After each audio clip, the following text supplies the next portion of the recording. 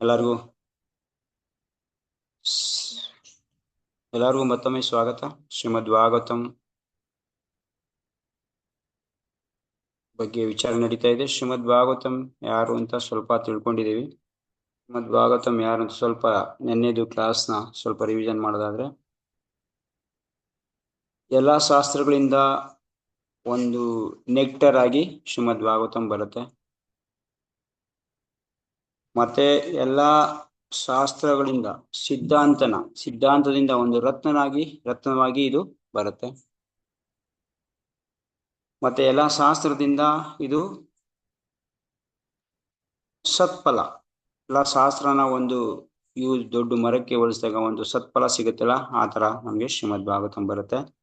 ಮತ್ತೆ ಇದು ಒಂದೇ ಮಾರ್ಗನ ತೋರಿಸ್ತಾ ಇದೆ. ಒಂದು ಎಲ್ಲಾರ್ಗು ಎಲ್ಲಾ ಲೋಕಕ್ಕೂ ಒಂದೇ ಮಾರ್ಗ ತೋರಿಸ್ತಾ ಇದೆ. ಮತ್ತೆ ಇದು ಭಾಗವತೋತ್ತಮರ ಪ್ರಾಣವಾಗಿ ಶ್ರೀಮದ್ ಭಾಗವತಂ ನಿಂತ್ಕೊಳ್ಳುತ್ತೆ. ಮತ್ತೆ ಈ ಕಲಿಯುಗದ ಕತ್ತಲಿನ ಹೋಗ್ಲಾಡ್ಸಕ್ಕೋಸ್ಕರ ಶ್ರೀಮದ್ ಭಾಗವತಂ ಹೊರತು. ಮತ್ತೆ ಕೃಷ್ಣನ ಅನುಪಮ ಸ್ಥಿತಿಲಿ ಶ್ರೀಮದ್ ಭಾಗವತಂ ನಮ್ಗೆ ಕೃಷ್ಣದು ಸ್ಥಿತಿನ ನಮ್ಗೆ ಕೊಡ್ತಾ ಇದೆ, ಕೃಷ್ಣನ ಇದನ್ನ ಕೊಡ್ತಾ ಇದೆ ಅಂತ ತಿಳ್ಕೊಂಡ್ವಿ. ಕೃಷ್ಣನ ಬದಲಿಗೆ ಶ್ರೀಮದ್ ಭಾಗವತಂ ಇದೆ. ಸೊ ಆ ತರ ತಿಳ್ಕೊಂಡು ಮತ್ತೆ ಪರ್ಪಸ್ ತಿಳ್ಕೊಂಡ್ವಿ. ಪರ್ಪಸ್ ಏನು? ಯಾರು ಈ ಭೌತಿಕ ಪ್ರಪಂಚದಲ್ಲಿ ಸ್ವಲ್ಪ ಸುಖಕ್ಕೋಸ್ಕರ ತುಂಬಾ ದುಃಖ ತಗೋತಾ ಇದ್ದಾರೋ ಅಂತದನ್ನ ವಿರಾಮ, ಅಂತದನ್ನ ಫುಲ್ ಸ್ಟಾಪ್ ಇಡೋದಕ್ಕೋಸ್ಕರ ಶ್ರೀಮದ್ ಭಾಗವತಂ ಉದ್ದೇಶ. ಶ್ರೀಮದ್ ಭಾಗವತಂ ಉದ್ದೇಶ ದುಃಖದಿಂದ ನಿವಾರಣೆ ಮಾಡೋದು, ಈ ಭೌತಿಕ ಪ್ರಪಂಚ ದುಃಖದಿಂದ ನಿವಾರಣೆ ಮಾಡೋಂಥದ್ದು. ಮತ್ತೆ ಯಾರ್ಯಾರಿಗೆ ಇದು ಯಾವ್ಯಾವ ಸಮಯದಲ್ಲಿ ಯಾರ್ಯಾರಿಗೆ ಹೇಳ್ಪಡ್ತು ಅಂತ ನಾವು ನೋಡಿದ್ವಿ. ಮೊದಲಿಗೆ ಇದು ಶ್ರೀಮದ್ ಭಾಗವತಂ ಬಂದು 4 ಶ್ಲೋಕದಲ್ಲಿ ಭಗವಂತ ಬ್ರಹ್ಮದೇವ್ರಿಗೆ ಹೇಳ್ತಾರೆ. ಬ್ರಹ್ಮ ಇದನ್ನ ನಾರದ ಮುನಿಗೆ ಹೇಳ್ತಾರೆ. ಮತ್ತೆ 4 ಕುಮಾರರು ಭಗವಂತ ಶಂಕರ್ಷಣನಿಂದ 4 ಕುಮಾರರು ಕೇಳ್ತಾರೆ. ಮತ್ತೆ ವ್ಯಾಸ ಮಹರ್ಷಿ ಆಮೇಲೆ ಶಂಕರ್ಷಣ 4 ಕುಮಾರರು ಬಂದು ಸಾಂಖ್ಯಾನ ಮುನಿಗೆ ಹೇಳ್ತಾರೆ. ಸಾಂಖ್ಯಾನ ಮುನಿ ಬಂದು ಬೃಹಸ್ಪತಿ ಮತ್ತೆ ಪರಾಶರ ಮುನಿಗಳು ಹೇಳ್ತಾರೆ. ಪರಾಶರ ಮುನಿಗಳು ಬಂದ್ಬಿಟ್ಟು ಮೈತ್ರೇಯ ಮುನಿಗೆ ಹೇಳ್ತಾರೆ. ಮೈತ್ರೇಯ ಮುನಿ ಬಂದು ವಿದುರಂಗೆ ಹೇಳ್ತಾರೆ. ಸೊ ಇದು ಶ್ರೀಮದ್ ಭಾಗವತಂ ವ್ಯಾಸದೇವರು ಕಂಪೈಲ್ ಮಾಡಕ್ ಮುಂಚೆ ಬಂದಂತ ಶ್ರೀಮದ್ ಭಾಗವತಂ. ವ್ಯಾಸದೇವರು ಕಂಪೈಲ್ ಮಾಡಕ್ ಮುಂಚೆನೂ ಕೂಡ ಅವ್ರಿಗೆ ಈ ಭೌತಿಕ ಪ್ರಪಂಚ ಇದ್ರ ಬಗ್ಗೆ ಅವರು ಏನ್ ಮಾಡ್ಬೇಕು ಅನ್ನೋದ್ರ ಬಗ್ಗೆ ಸ್ವಲ್ಪ ಕನ್ಫ್ಯೂಸ್ ಇರುತ್ತೆ.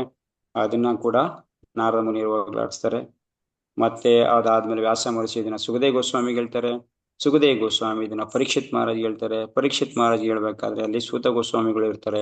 ಸೂತ ಗೋಸ್ವಾಮಿಗಳು ಇದನ್ನ ನೈಮಿಷಾರಣ್ಯದಲ್ಲಿ 18,000 ಶ್ಲೋಕ ಸೌನಿಕಾದಿ ಮುನಿಗಳ ಮುಂದೆ ಇದನ್ನ ಪ್ರಸ್ತುತ ಮಾಡ್ತಾರೆ. ಈಗ ನಮ್ಗೆ ಸಿಗ್ತಾರಂತ ಇದು ಈ ಸೂತ ಗೋಸ್ವಾಮಿಗಳು ಹೇಳಿದಂತ ಶ್ರೀಮದ್ ಭಾಗವತಂ ಅಂತ ಇಷ್ಟು ತಿಳ್ಕೊಂಡ್ವಿ. ಮತ್ತೆ ಶ್ರೀಮದ್ ಭಾಗವತಂ ಓದೋದ್ರಿಂದ ನಮ್ಗೆ ಏನು ಇದರಿಂದ ಪ್ರಯೋಜನ, ಬೆನಿಫಿಟ್ ಏನಿದೆ ಅಂತ ಅದು ತಿಳ್ಕೊಂಡ್ವಿ. ಏನು ಕೃಷ್ಣ ಯಾರು ಅಂತ ಗೊತ್ತಾಗುತ್ತೆ, ಕೃಷ್ಣ ಪರಮ ಪುರುಷ ಅಂತ ಗೊತ್ತಾಗುತ್ತೆ. ಮತ್ತೆ ಕೃಷ್ಣನ ಬಗ್ಗೆ ಭಕ್ತಿ ಬರುತ್ತೆ. ಕೃಷ್ಣ ಯಾರು ಅಂತ ಗೊತ್ತಾಗುತ್ತೆ, ಕೃಷ್ಣನ ಬಗ್ಗೆ ನಮ್ಗೆ ಭಕ್ತಿನೂ ಬರುತ್ತೆ ಶ್ರೀಮದ್ ಭಾಗವತಂ ಇದು ಮಾಡೋದ್ರಿಂದ. ಮತ್ತೆ ಶೋಕ ಮೋಹ ಭಯ ಇದರಿಂದ ನಮ್ಗೆ ಮುಕ್ತಿ ಸಿಗುತ್ತೆ. ಶೋಕ ಹಿಂದೆಗಡೆ ನಾವೇನ್ ಮಾಡಿದೀವಿ ಅದರಿಂದ ಶೋಕ ಬರ್ತಾ ಇದೆ, ಅದರಿಂದ ಮುಕ್ತಿ ಸಿಗುತ್ತೆ. ಮತ್ತೆ ಈಗಿನ ಇದರಿಂದ ಮೋಹ ಬರ್ತಾ ಇದೆ, ಭ್ರಾಂತಿ ಅದಾಗ್ತಾ ಇದೆ, ಅದರಿಂದ ನಮ್ಗೆ ಮುಕ್ತಿ ಸಿಗುತ್ತೆ. ಮತ್ತೆ ಭಯ, ಮುಂದೆ ಏನಾಗುತ್ತೋ ಅನ್ನೋದು ಭಯನ ಕೂಡ ನಮ್ಗೆ ಹೋಗ್ಲಾಡಿಸ್ತೇ ಶ್ರೀಮದ್ ಭಾಗವತಂ ಓದೋದ್ರಿಂದ. ಇದು ನಮ್ಗೆ ಸಿಗಂತ ಲಾಭ. ಸೊ ಇಷ್ಟನ್ನ ನೋಡಿದ್ವಿ. ಸೊ ಇವಾಗ ಇನ್ನ ಮತ್ತೆ ಮುಂದುವರೆದ ಭಾಗವಾಗಿ ಸ್ವಲ್ಪ ಶ್ರೀಮದ್ ಭಾಗವತಂ ಮಹತ್ವ ಏನು, ಶ್ರೀಮದ್ ಭಾಗವತಂದು ಮಹತ್ವ ಎಲ್ಲಿ, ಭಾಗವತಂನ ಮತ್ತೆ ಭಾಗವತಂ ನಮ್ಗೆ ಏನ್ ತಿಳಿಸುತ್ತೆ, ಮತ್ತೆ ಇದನ್ನ ಓದೋದ್ರಿಂದ ನಮ್ಗೆ ಮಹತ್ವ ಏನು, ಇದ್ರದ್ದು ಮಹತ್ವ, ಒಂದು ವಿಷಯ ಎಷ್ಟು ಮಹತ್ವಪೂರ್ಣವಾಗಿರೋದು ಅಂತ. ಈಗ ಒಂದು ಗ್ರಂಥನ ನಾವು ಓದಕ್ ಹೋಗ್ತಾ ಇದೀವಿ ಅಂದ್ರೆ ಇದು ಫಸ್ಟ್ ಆಫ್ ಆಲ್ ಅದ್ರ ಬಗ್ಗೆ ನಾವು ತಿಳ್ಕೊಂಡಿರ್ಬೇಕು. ಅದರಿಂದ ಅದರ ಬಗ್ಗೆ ಮಹತ್ವ ತಿಳ್ಕೊಬೇಕು, ಏನಿದ್ರದ್ದು ಮಹತ್ವ ಅಂತ. ಸೊ ಶ್ರೀಮದ್ ಭಾಗವತಂದು ಮಹತ್ವನ ಇವಾಗ ನೋಡೋಣ. ಸೊ ಇದನ್ನ ಪದ್ಮಪುರಾಣದಲ್ಲಿ ಮತ್ತೆ ಸ್ಕಂದ ಪುರಾಣದಲ್ಲಿ ವ್ಯಾಸ ಮಹರ್ಷಿ ಭಾಗವತಂದು ಮಹತ್ವ ಹೇಳ್ತಾರೆ. ಪದ್ಮಪುರಾಣ ಮತ್ತೆ ಸ್ಕಂದ ಪುರಾಣ, ಭಾಗವತಂ ಬರಕ್ ಮುಂಚೆನೆ ಭಾಗವತಂದು ಮಹತ್ವ ಏನು ಅಂತ ಹೇಳಿರ್ತಾರಲ್ಲ. ಎಲ್ಲಿ ಸ್ಕಂದ ಪುರಾಣ ಮತ್ತೆ ಪದ್ಮಪುರಾಣ ಎಲ್ಲ ಶ್ರೀಮದ್ ಭಾಗವತಂ ಕಂಪೈಲ್ ಆಗಕ್ ಮುಂಚೆ, ವೇದವ್ಯಾಸರು ಇದನ್ನ ಕಂಪೈಲ್ ಮಾಡಕ್ ಮುಂಚೆನೆ ಬಂದಿದ್ದು. ಅದರಲ್ಲಿ ಕೂಡ ಶ್ರೀಮದ್ ಭಾಗವತಂದು ಮಹತ್ವ ಬರುತ್ತೆ. ಸೊ ಇದು ಭಾಗವತಂದು ಸ್ಪೆಷಾಲಿಟಿ. ಅಂದ್ರೆ ಭಾಗವತಂ ಅಸ್ತಿತ್ವಕ್ಕೆ ಬರಕ್ ಮುಂಚೆನೆ ಭಾಗವತಂ ಬಗ್ಗೆ ಹೇಳಿರ್ತಾರೆ. ಅದರಿಂದ ಇಲ್ಲಿ ನಾವು ಇವರು ಪದ್ಮಪುರಾಣದಲ್ಲಿ ಮತ್ತೆ ಸ್ಕಂದ ಪುರಾಣದಲ್ಲಿ ವೇದ ಮಹರ್ಷಿ ನಮಗೆ ತಿಳಿದಂತ ಇದನ್ನ ನೋಡೋಣ ಏನ್ ಹೇಳ್ತಾರೆ ಅಂತ ಭಾಗವತಂದು ಮಹತ್ವ. ಸೊ ಇದು ತುಂಬಾ ಮುಖ್ಯವಾಗಿರೋಂಥದ್ದು. ಇದರಲ್ಲಿ ಅವರು ಇದನ್ನ ಬರೆಯಕ್ ಮುಂಚೆ ಒಂದು ಶ್ಲೋಕ ಬರೀತಾರೆ. ಇದನ್ನ ಮಂಗಳಾಚರಣ ರೂಪದಲ್ಲಿ ಅವರು ಹೇಳ್ತಾರೆ. ಸೊ ಇದು ಕೃಷ್ಣನ್ ಬಗ್ಗೆ ಯಾರು ನಾನು ಹೇಳಕ್ ಹೊರಟಿದ್ದೀನಿ ಮಹತ್ವನ, ಶ್ರೀಮದ್ ಭಾಗವತ ಮಹತ್ವ ಹೇಳಕ್ ಹೋಗ್ತಾ ಇದ್ದೀನಿ. ಆ ವ್ಯಕ್ತಿ ಯಾರು, ಆ ವ್ಯಕ್ತಿ ಯಾವ ತರ ಇದ್ದಾನೆ, ಆ ವ್ಯಕ್ತಿದು ಸ್ವರೂಪ ಮತ್ತೆ ಅವನು ಸಾಮರ್ಥ್ಯ ಏನು, ಅವನು ಮತ್ತೆ ಸ್ವಭಾವ ಏನು, ಎಂಥವ್ರ ಬಗ್ಗೆ ನಾನು ಹೇಳಕ್ ಹೋಗ್ತಾ ಇದ್ದೀನಿ ಅಂದ್ರೆ, ಅವನ ವ್ಯಕ್ತಿ ಯಾವ ತರ ಇದ್ದಾನೆ, ಅವನ ಸ್ವರೂಪ ಯಾವ ತರ ಇದೆ, ಅವನದು ಸಾಮರ್ಥ್ಯ ಮತ್ತೆ ಅವನ ಸ್ವಭಾವ ಏನು ಅಂತ ಹೇಳ್ತಾರೆ. ಒಂದೇ ಒಂದು ಶ್ಲೋಕದಲ್ಲಿ ಇಡೀ ಕೃಷ್ಣಂದು ಸ್ವರೂಪ, ಸ್ವಭಾವ, ಸಾಮರ್ಥ್ಯನ ಹೇಳ್ತಾರೆ. ಎಂತ ಹೇಳ್ತಾರೆ? ಸಚ್ಚಿದಾನಂದ ರೂಪಾಯ ವಿಶ್ವ ಉತ್ಪತ್ತಾದಿ ಹೇತವೇ ತಾಪತ್ರಯ ವಿನಾಶಾಯ ಶ್ರೀಕೃಷ್ಣ ವಯಂ ನುಮಃ. ಆ ಶ್ಲೋಕ ಹೇಳ್ತಾರೆ. ಈ ಶ್ಲೋಕದಲ್ಲಿ ತುಂಬಾ ಮಹತ್ವವಾಗಿರುವಂತ ವಿಷಯನ ವ್ಯಾಸ ಮಹರ್ಷಿ ನಮ್ಗೆ ಹೇಳ್ತಾರೆ. ಸೊ ಈ ವ್ಯಕ್ತಿ ಈಗ ನಾವು ತಿಳ್ಕೊಬೇಕಾಗಿರೋದು, ಪೂರ್ಣ ಪ್ರಮಾಣದಲ್ಲಿ ತಿಳ್ಕೊಬೇಕಾಗಿ ಹೊರಟಿರೋದು ನಾವು ಯಾರ ಬಗ್ಗೆ? ಕೃಷ್ಣನ್ ಬಗ್ಗೆ, ಸೊ ಭಗವಂತನ ಬಗ್ಗೆ. ಸೊ ಅವನು ಯಾವ ತರ ಇದ್ದಾನೆ, ನನ್ನ ಆರಾಧ್ಯ ದೈವ ಅಂದ್ರೆ ಇದನ್ನ ಈ ಗ್ರಂಥಕ್ಕೆ ಪ್ರತಿಯೊಂದು ಗ್ರಂಥ ಬರಿಬೇಕಾದ್ರೂ ಕೂಡ ಮಂಗಳಾಚರಣ ಅಂತ ಬರೀತಾರೆ. ಗ್ರಂಥಕರ್ತರು ಗ್ರಂಥ ಬರೆಯೋರು ಮಂಗಳಾಚರಣ ಅಂತ ಬರೀತಾರೆ. ಸೊ ಈ ಮಂಗಳಾಚರಣ ವಿಷಯ ವಸ್ತುನ ಹೇಳುತ್ತೆ, ವಿಷಯ ಏನು ವಿಷಯ ಅಂತ, ಮತ್ತೆ ಇಷ್ಟ ದೇವರಿಗೆ ಪ್ರಾರ್ಥನೆ ಮಾಡುತ್ತೆ, ವಿಷಯ ವಸ್ತು ಹೇಳುತ್ತೆ, ವಿಷಯ ಏನು ಹೇಳಕ್ ಹೊರಟಿದ್ದೀನಿ ಅಂತ ಹೇಳ್ತಾರೆ. ಮತ್ತೆ ಇದರಿಂದ ನಮ್ಗೆ ಏನು ಲಾಭ, ಈ ಗ್ರಂಥನ ಓದೋದ್ರಿಂದ ಲಾಭ ಏನು ಅಂತಾನು ಹೇಳ್ತಾರೆ. ಸೊ ಇದರಲ್ಲಿ ಇದು ಮಂಗಳಾಚರಣ ಶ್ಲೋಕ ರೂಪ ಇದೆ. ಈ ಭಾಗವತ ಮಹಾತ್ಮ್ಯಗೆ ಮಂಗಳಾಚರಣ ಶ್ಲೋಕ ಇದೆ. ಹೇಳ್ತಾರೆ ಸಚ್ಚಿದಾನಂದ ರೂಪಾಯ. ಸೊ ಈ ವ್ಯಕ್ತಿದು ಸ್ವರೂಪ ಹೇಳ್ತಾರೆ. ಏನ್ ಸ್ವರೂಪ? ಸಚ್ಚಿದ್ ಆನಂದ ರೂಪಾಯ. ಇದನ್ನ ಈ ವರ್ಣ ನಾವು ಕೇಳ್ತಾ ಇರ್ತೀವಿ ಆವಾಗ, ಸೊ ಇದು ಗೊತ್ತಿರ್ಬೋದು. ಆದ್ರೂ ಕೂಡ ಸತ್ ಅಂದ್ರೆ ಶಾಶ್ವತವಾಗಿರೋದು, ಮತ್ತೆ ನಿತ್ಯವಾಗಿರೋದು, ನಾಶ ಇಲ್ಲದೆ ಇರೋಂಥದ್ದು, ಮತ್ತೆ ಯಾವಾಗ್ಲೂ ಇದಕ್ಕೆ ಕ್ಷಯ ಇಲ್ಲದೆ ಇರೋಂಥದ್ದು, ಇದನ್ನ ಸತ್ ಅಂತ ಕರೀತಾರೆ. ಶಾಸ್ತ್ರದಲ್ಲಿ ಸತ್ ಅನ್ನೋದಕ್ಕೆ ತುಂಬಾ ಮಹತ್ವವಾಗಿರುವಂತಹ ಶಬ್ದ ಅದು. ಅದರಲ್ಲಿ ಭಗವಂತನ ಸ್ವರೂಪ ಹೇಳಕ್ ಬಂದಾಗ, ಭಗವಂತ ಯಾವ ತರ, ಈಗ ನಮ್ಮ ದೇಹ ಯಾವ ತರ ಆಗಿದೆ, ರಚನೆ ಆಗಿದೆ, ಪಂಚಭೂತಗಳಿಂದ ಆಗಿದೆ. ಭೂಮಿ, ನೀರು, ಅಗ್ನಿ, ಗಾಳಿ, ಆಕಾಶ, ಈ ಪಂಚಭೂತಗಳಿಂದ ಆಗಿರೋಂಥ ದೇಹ ನಮ್ದು. ಇದು ನಮ್ದು ಸ್ವರೂಪ, ನಮ್ಮ ದೇಹದ. ಕೃಷ್ಣ ಸ್ವರೂಪ ಅದೇ. ಕೃಷ್ಣ ದೇಹ ಯಾವ ತಿಂದ ಆಗಿದೆ? ಈ ಸತ್, ಶಾಶ್ವತ ಅಂದ್ರೆ ಇದೆಲ್ಲ ಸೇರುತ್ತೆ. ನಿತ್ಯವಾಗಿರದೆ, ಅದು ಅಸ್ತಿತ್ವ, ಪೂರ್ಣ ಅಸ್ತಿತ್ವದಲ್ಲಿರೋಂಥದ್ದು, ನಾಶ ಇಲ್ದಿರೋಂಥದ್ದು, ಇದನ್ನ ಯಾವಾಗ್ಲೂ ಇದು ಕ್ಷಯ ಇಲ್ದೇ ಇರುವಂಥದ್ದು, ಅಂದ್ರೆ ನಾಶ ಇಲ್ದೇ ಇರುವಂಥದ್ದು. ಸೊ ಇದು ಸತ್, ಕೃಷ್ಣನಲ್ಲಿ ಇರೋಂಥ ಒಂದು ಸತ್ ಗುಣ. ಒಂದು ಚಿತ್, ಈ ಚಿತ್ತೊಂದು ಜ್ಞಾನಮಯ ಆಗಿರೋದು. ಈ ನಮ್ಮ ದೇಹ ಆದ್ರೆ ಅಜ್ಞಾನಮಯ ಅಂತ ಹೇಳ್ತಾ ಇದೀವಿ ನಾವು. ನಮ್ದು ಅಜ್ಞಾನಮಯ ದೇಹ, ಕೃಷ್ಣದು ಜ್ಞಾನಮಯ ದೇಹ. ಸೊ ಯಾವ ತರ ಜ್ಞಾನ ಇದು? ಸೊ ಇದನ್ನ ಬ್ರಹ್ಮನು ಕೂಡ ಬ್ರಹ್ಮ ಸಂಹಿತೆಯಲ್ಲಿ ಹೇಳ್ತಾರೆ. ಅವನು ಪ್ರತಿಯೊಂದು ಅಂಗನು ಕೂಡ ಪ್ರತಿಯೊಂದು ಕೆಲಸ ಮಾಡುತ್ತೆ. ಅಂಗಾನಿ ಯಸ್ಯ ಸಕಲೇಂದ್ರಿಯ ವೃತ್ತಿಮಂತಿ ಪಶ್ಯಂತಿ ಪಾಂತಿ ಕಲಯಂತಿ ಚಿರಂ ಜಗಂತಿ ಗೋವಿಂದ ಮಾದಿ ಪುರುಷ ಅಂತ. ಸೊ ಕೃಷ್ಣಂದು ಅಂಗ ಪ್ರತಿ ಒಂದು ಅಂಗದ್ದು ಕೆಲಸ ಮಾಡುತ್ತೆ. ಆತರ ಒಂದು ಜ್ಞಾನಮಯ ಆಗಿರೋದು. ಸೊ ಈಗ ನಮ್ದು ಅಂಗ ಒಂದೊಂದೇ ಕೆಲಸ ಮಾಡುತ್ತೆ. ಆದ್ರೆ ಕೃಷ್ಣನ ಅಂಗ ಒಂದೊಂದು ಅಂಗನು ಪ್ರತಿ ಒಂದ್ರದ್ದು ಕೆಲಸನು ಮಾಡಿ. ಈ ಕಣ್ಣಿಂದ ಬೇಕಾದ್ರೆ ನೋಡ್ಬೋದು, ಕಣ್ಣಿಂದ ಅವನು ತಿನ್ಬೋದು, ಕಣ್ಣಿಂದ ಓಡ್ಬೋದು, ಕಣ್ಣಿಂದ ಏನ್ ಬೇಕಾದ್ರೆ ಮಾಡ್ಬೋದು. ಸೊ ಈ ತರ ಒಂದು ಚಿತ್ ಜ್ಞಾನಮಯ ಎರಡನೇದು. ಇನ್ನೊಂದು ಆನಂದಮಯ, ಪೂರ್ಣ ಆನಂದದಲ್ಲಿ ಇರೋನು, ಯಾವಾಗ್ಲೂ ಆನಂದದಲ್ಲಿ ಇರೋನು ಅವನು. ಸೊ ಹೇಳ್ತಾರೆ ಒಂದ್ ಕಡೆ, ಈ ಭೌತಿಕ ಪ್ರಪಂಚ, ನಮ್ಮ ಬ್ರಹ್ಮಾಂಡ ಅಂತ ಇಟ್ಕೊಳ್ಳಿ, ನಮ್ಮ ಬ್ರಹ್ಮಾಂಡದಲ್ಲಿ ಏನೇನು ಆನಂದ ಇದೆಯೋ, ಯಾವ್ಯಾವ ರೂಪದಲ್ಲಿ ಯಾವ್ಯಾವ ತರ ಆನಂದ ಇದೆಯೋ, ಆ ಆನಂದನೆಲ್ಲ ಒಟ್ಟುಗೂಡಿಸಿ ಒಂದ್ ಕಡೆ ಇಟ್ಟರು ಕೂಡ ಅದನ್ನ ಘನ ರೂಪದಲ್ಲಿ ಮಾಡಿ, ಈಗ ನಾವು ಅಕಸ್ಮಾತ್ ಒಂದು ನೀರನ್ನ ತೆಗೆದು ಫ್ರೀಜರ್ಲಿ ಇಟ್ಟರೆ ಫ್ರೀಜ್ ಹೆಂಗೆ ಐಸ್ ಗಡ್ಡೆ ಆಗುತ್ತೋ, ಘನ ರೂಪ ಪಡೆಯುತ್ತೋ. ಸೊ ಆ ಥರ ಅಕಸ್ಮಾತ್ ಏನಾದರೂ ಇಡೀ ಬ್ರಹ್ಮಾಂಡದಲ್ಲೆಲ್ಲ ಆನಂದನ ಒಟ್ಟುಗೂಡಿಸಿ ಒಂದ್ ಕಡೆ ಇಟ್ರೆ ಅದು ಆ ಆನಂದ ಯಾವ ಥರ ತುಂಬಾ ಘನವಾಗಿರುತ್ತೆ, ತುಂಬಾ ಅದ್ಭುತವಾಗಿರುತ್ತಲ್ಲ. ಈ ಘನ ರೂಪದ ಸ್ವರೂಪ ಅಂದ್ರೆ ಈ ಆನಂದದ ಸ್ವರೂಪನೇ ಕೃಷ್ಣ ಅಂತ ಹೇಳ್ತಾರೆ. ಎಲ್ಲಾ ಆನಂದನು ಒಟ್ಟುಗೂಡಿಸಿದ್ರು ಕೂಡ ಕೃಷ್ಣನಿಗೆ ತೃಣ ಮಾತ್ರಕ್ಕೂ ಸಮಾನ ಆಗಲ್ಲ, ಅಷ್ಟು ಆನಂದ ಕೃಷ್ಣನಲ್ಲಿದೆ ಅಂತ ಹೇಳ್ತಾರೆ. ಸೊ ಆನಂದ ಸ್ವರೂಪ ಅವನು. ಅದರಿಂದ ಈ ಅವನ ರೂಪ ಬಂದು ಸಚ್ಚಿದಾನಂದ ರೂಪಾಯ. ಅವನ ರೂಪ ಸಚ್ಚಿದಾನಂದ ರೂಪಾಯ ಅಂತ ಮೊದಲಿಗೆ ಭಗವಂತಂದು ಸ್ವರೂಪ ಹೇಳ್ತಾರೆ. ಭಗವಂತನ ಸ್ವರೂಪನ ಮೊದಲಿಗೆ ಹೇಳ್ತಾರೆ. ಎರಡನೇದು ವಿಶ್ವ ಉತ್ಪಾತದಿ ಏತವೆ. ಅವನು ಇದಂಗಿದೆ ಸಾಮರ್ಥ್ಯ. ಅವನ ಸಾಮರ್ಥ್ಯ ಏನು? ಎರಡನೇದು ಸಾಮರ್ಥ್ಯ ಅಲ್ಲ, ಅವನು ಹಂಗಾದ್ರೆ ಈ ಸಚ್ಚಿದಾನಂದ ರೂಪ ಓಕೆ ಆಯ್ತು, ಒಪ್ಕೊಳ್ಳೋಣ. ಅವನಿಗೇನಾದ್ರೂ ಒಂದು ಸಾಮರ್ಥ್ಯ ಬೇಕು ತಾನೆ. ಅವನನ್ನ ಓಕೆ ತುಂಬಾ ರೂಪವಂತಿ ಆಗಿದ್ದಾಳೆ ಅಂತ, ಈಗ ಅಕಸ್ಮಾತ್ ಯಾರೊಬ್ರು ಒಂದು ಹುಡುಗಿನ ಮದುವೆ ಮಾಡ್ಕೊ ಬಂದ್ರು ಅಂತ ಇಟ್ಕೊಳ್ಳಿ, ಅವಳು ತುಂಬಾ ರೂಪವಂತಿ ಅಂತ ಮದುವೆ ಮಾಡ್ಕೊ ಬಂದ್ರು. ಆದ್ರೆ ಅವಳಿಗೆ ಅಡ್ಗೆ ಮಾಡಕ್ಕೆ ಬರಲ್ಲ, ಒಂದು ಕೆಲಸ ಬರಲ್ಲ. ಆ ರೂಪಕ್ಕೆ ಏನ್ ಬೆಲೆ ಇದೆ? ಅದೇ ತರ ಕೃಷ್ಣಂದು ಸಚ್ಚಿದಾನಂದ ರೂಪ ಒಪ್ಕೊಂತೀವಿ, ಆದ್ರೆ ನನ್ನ ಸಾಮರ್ಥ್ಯ ಏನು?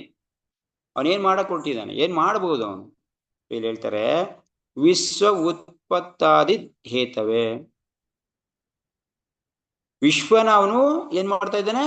ಉತ್ಪತ್ತಿ ಮಾಡ್ತಾ ಇದ್ದಾನೆ. ಪ್ರತಿಯೊಂದು ವಿಶ್ವ ಅಂತಂದ್ರೆ ಇಡೀ ಇದ್ರಲ್ಲಿ ಏನಿದೆ, ವಿಶ್ವದಲ್ಲಿ ಏನಿದೆ ಅದೆಲ್ಲನೂ ಉತ್ಪತ್ತಿ ಮಾಡುವಂತ ವ್ಯಕ್ತಿ ಇವನು. ಹಾದಿ ಮತ್ತೆ ಉತ್ಪತ್ತಿ ಮಾಡೋದಲ್ಲ, ಅದನ್ನ ಮೇಂಟೈನ್ ಮಾಡೋನು ಕೂಡ ಅವನೇ. ಮತ್ತೆ ಕೊನೆಗೆ ಉತ್ಪತ್ತಾದಿ ಹಾದಿ ಹೇತವೇ. ಅದೇ ಉತ್ಪತ್ತಿನೂ ಅವನೇ ಮಾಡ್ತಾನೆ, ಅದನ್ನ ಮೇಂಟೈನ್ ಕೂಡ ಮಾಡ್ತಾನೆ, ಅದನ್ನ ಕೊನೆಗೆ ಪ್ರಳಯ ಕೂಡ ಮಾಡ್ತಾನೆ. ಇದು ಭಗವಂತಂದು ಸಾಮರ್ಥ್ಯ. ಸೊ ಏನ್ ಹೇಳ್ತಾ ಇದಾರೆ ವ್ಯಾಸ ಮಹರ್ಷಿ, ಅವನು ಯಾವ ತರ ಇದ್ದಾನೆ? ವಿಶ್ವ ಉತ್ಪತ್ತಾದಿ ಹೇತವೇ. ಸೊ ಪ್ರತಿ ಒಂದು ಕೂಡ ಇವನು ಉತ್ಪತ್ತಿನೂ ಮಾಡ್ತಾನೆ, ಅದನ್ನ ಮೇಂಟೈನ್ ಮಾಡ್ತಾನೆ, ಅದನ್ನ ಪಾಲನೆನೂ ಕೂಡ ಮಾಡ್ತಾನೆ, ಮತ್ತೆ ಅದನ್ನ ಕೊನೆಗೆ ಪ್ರಳಯ ಕೂಡ ಇವನೇ ಮಾಡೋದು. ಸೊ ಅದಕ್ಕೆ ಇವೊಂದು ಸಾಮರ್ಥ್ಯ ಅಷ್ಟೊಂದಿದೆ. ಸೊ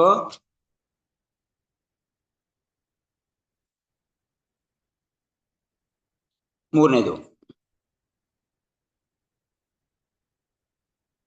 ಸೊ ಈ ಉತ್ಪತ್ತಿ ನಾಶ ಇದೆಲ್ಲ ತುಂಬಾ ಡೀಪ್ ಆಗಿ ಚರ್ಚೆ ಮಾಡಕ್ ಹೋದ್ರೆ ನಾವು ತುಂಬಾ ದೊಡ್ಡ ಸಬ್ಜೆಕ್ಟ್ ಆಗುತ್ತೆ. ಸೊ ಈಗ ಗಾಡ್, ಈಗ ಇಂಗ್ಲಿಷರು ಒಂದು ಹೆಸರು ಕೊಟ್ಟಿದ್ದಾರೆ ಭಗವಂತನ, ಏನದ ಗಾಡ್ ಅಲ್ವಾ.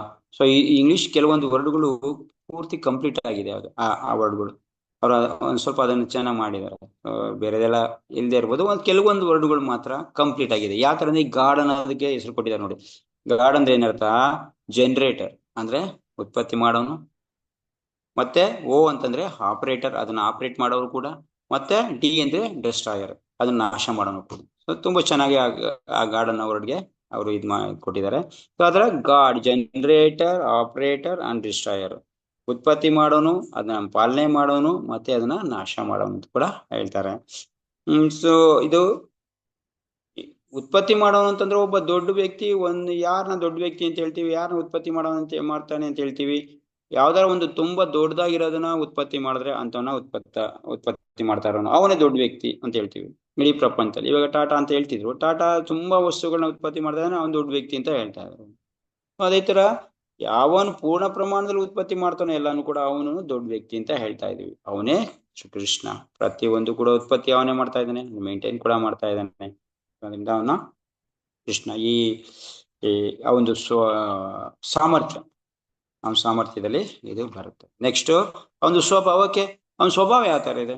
ಅವನು ಕೋಪಿಷ್ಟನ, ಇಲ್ಲ ಅವನು ತುಂಬಾ ಮುನ್ಸ್ಕೊಳ್ಳಂತ ವ್ಯಕ್ತಿನ, ಇಲ್ಲ ಇನ್ನೂ ಒಂದು ಯಾರು ಮಾಡಿದ ಉಪಕಾರನ ಮಡಿಯಂತ ಸ್ವಭಾವನ? ಒಂದು ಯಾವ ತರ ಸ್ವಭಾವದಲ್ಲಿ ಹೇಳ್ತಾರೆ ಏನು?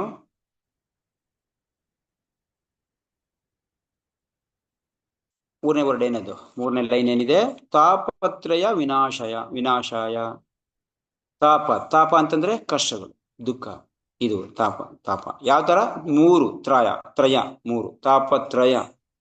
ನಮಗ್ ಬರ್ತಾ ಇರೋದು ಮೂರು ರೀತಿ ಕಷ್ಟಗಳು ಬರ್ತಾ ಇದೆ. ಒಂದು ಆದಿ ಭೌತಿಕ ಕ್ಲೇಶ, ಒಂದು ಆದಿ ದೈವಿಕ ಕ್ಲೇಶ, ಆದಿ ಆಧ್ಯಾತ್ಮಿಕ ಕ್ಲೇಶ.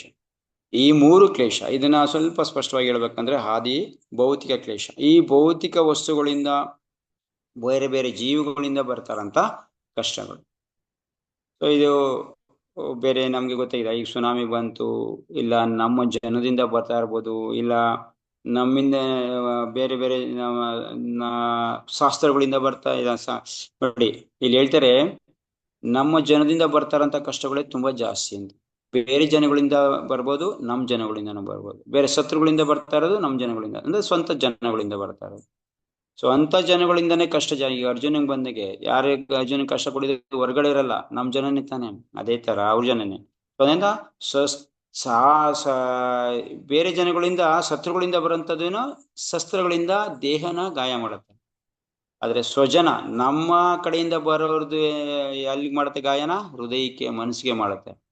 ಈ ಹೃದಯಕ್ಕೆ ಆಗಂತದ್ದು, ಮನಸ್ಸಿಗೆ ಆಗಂತದನ್ನ ಪರಿಹಾರ ಮಾಡೋದು ತುಂಬಾ, ಅದನ್ನ ನಿವಾರಣೆ ಮಾಡ್ಕೊಳ್ಳೋದು ತುಂಬಾ ಕಷ್ಟ.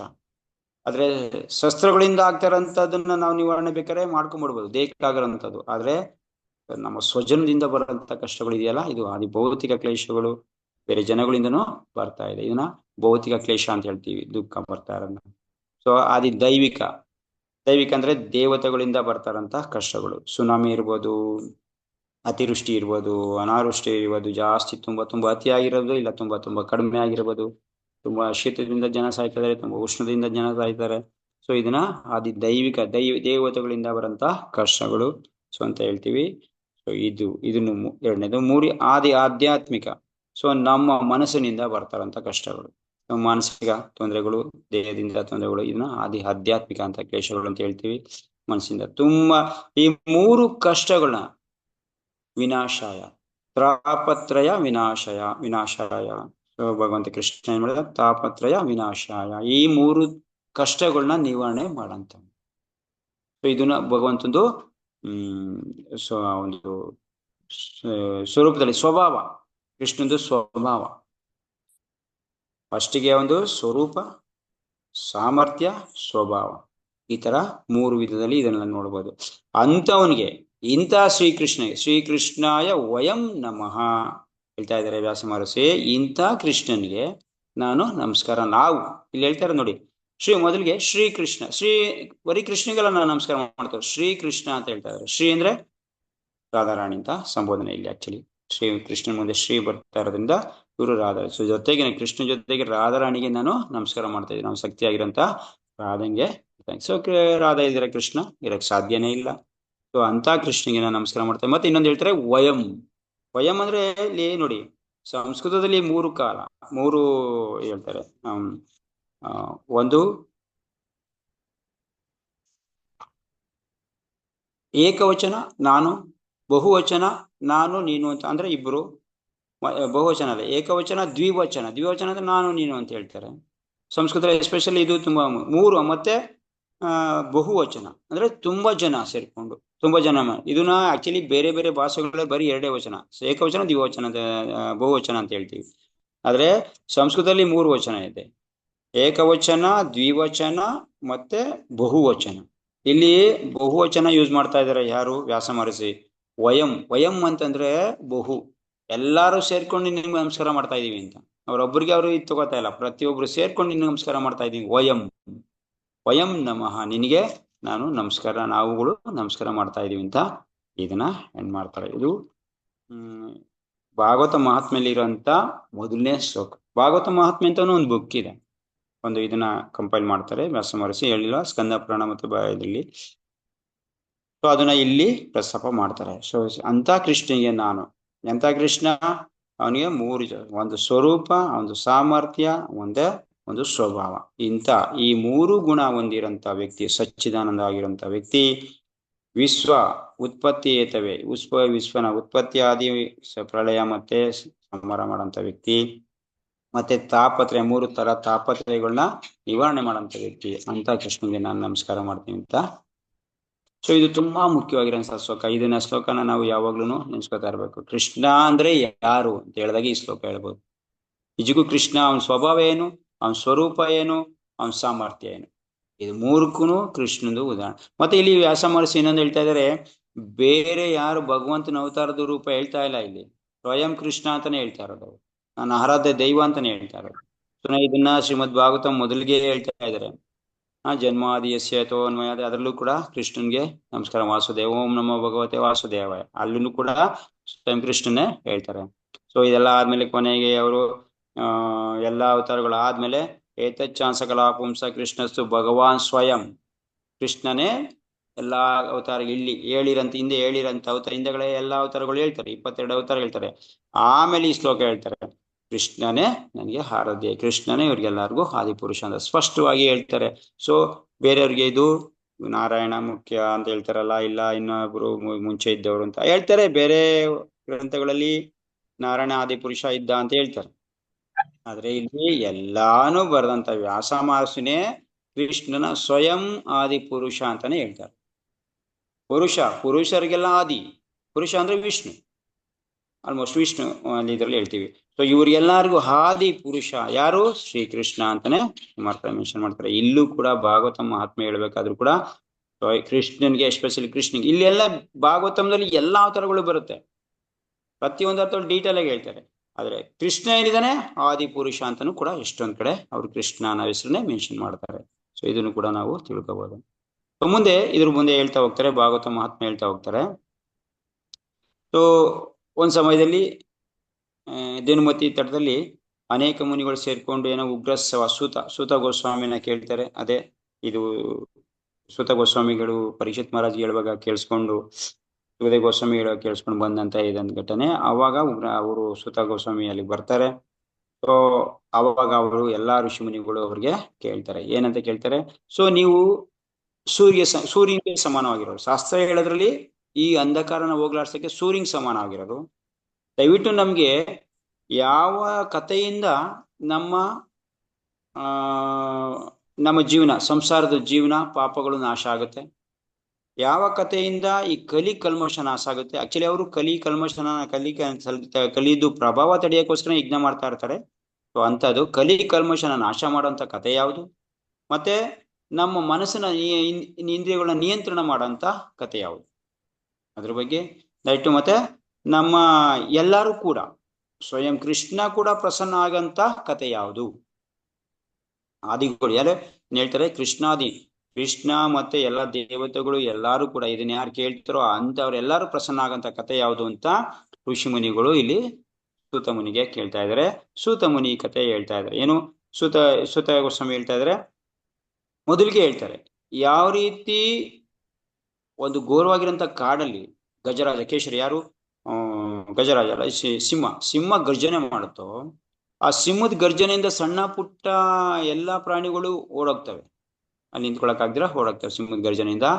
ಅದೇ ತರ ನಮ್ಮ ಶಾಸ್ತ್ರದಲ್ಲಿ ಯಾವಾಗ ಶ್ರೀಮದ್ ಭಾಗವತಂ ಬಂತೋ ಬೇರೆ ಪುರಾಣಗಳು, ಬೇರೆ ಉಪನಿಷತ್ ಏನೇನಿದಾವ ಅದೆಲ್ಲ ಕೂಡ ಏನಾಗ್ತದೆ, ಇದರಿಂದ ದೂರ ಆಗುತ್ತೆ. ಸೊ ಶ್ರೀಮದ್ ಭಾಗವತಂ ಮುಂದೆ ನಿಂತ್ಕೊಳ್ಳುತ್ತೆ ಅನ್ನೋ ಒಂದು ಉದ್ದೇಶದಿಂದ ಇದನ್ನ ಶುರು ಮಾಡ್ತಾರೆ. ಆ ಒಂದು ಇದರಿಂದ ಸೊ ಇದನ್ನ ಸುಖದೇವ್ ಗೋಸ್ವಾಮಿ ಹೇಳುವಾಗ ಅವ್ರು ಹೇಳ್ತಾರೆ, ಸುಖದೇವ್ ಗೋಸ್ವಾಮಿಗೆ ಇದು ಯಾವ ಗ್ರಂಥದಲ್ಲಿ ಬರುತ್ತಾ ಗೊತ್ತಿಲ್ಲ ನನಗೆ. ಸೊ ಈ ಕಥೆಯಲ್ಲಿ ಹೇಳುವಾಗ ಕೇಳಿದೆ, ಇದನ್ನ ಏನ್ ಹೇಳ್ತಾರೆ, ಅಲ್ಲಿಗೆ ಸುಖದೇವ್ ಗೋಸ್ವಾಮಿ ಕತೆ ಹೇಳ್ಬೇಕಾದ್ರೆ ಅಲ್ಲಿಗೆ ದೇವತೆಗಳು ಅಮೃತ ತಗೊಂಡ್ಬರ್ತಾರಂತೆ.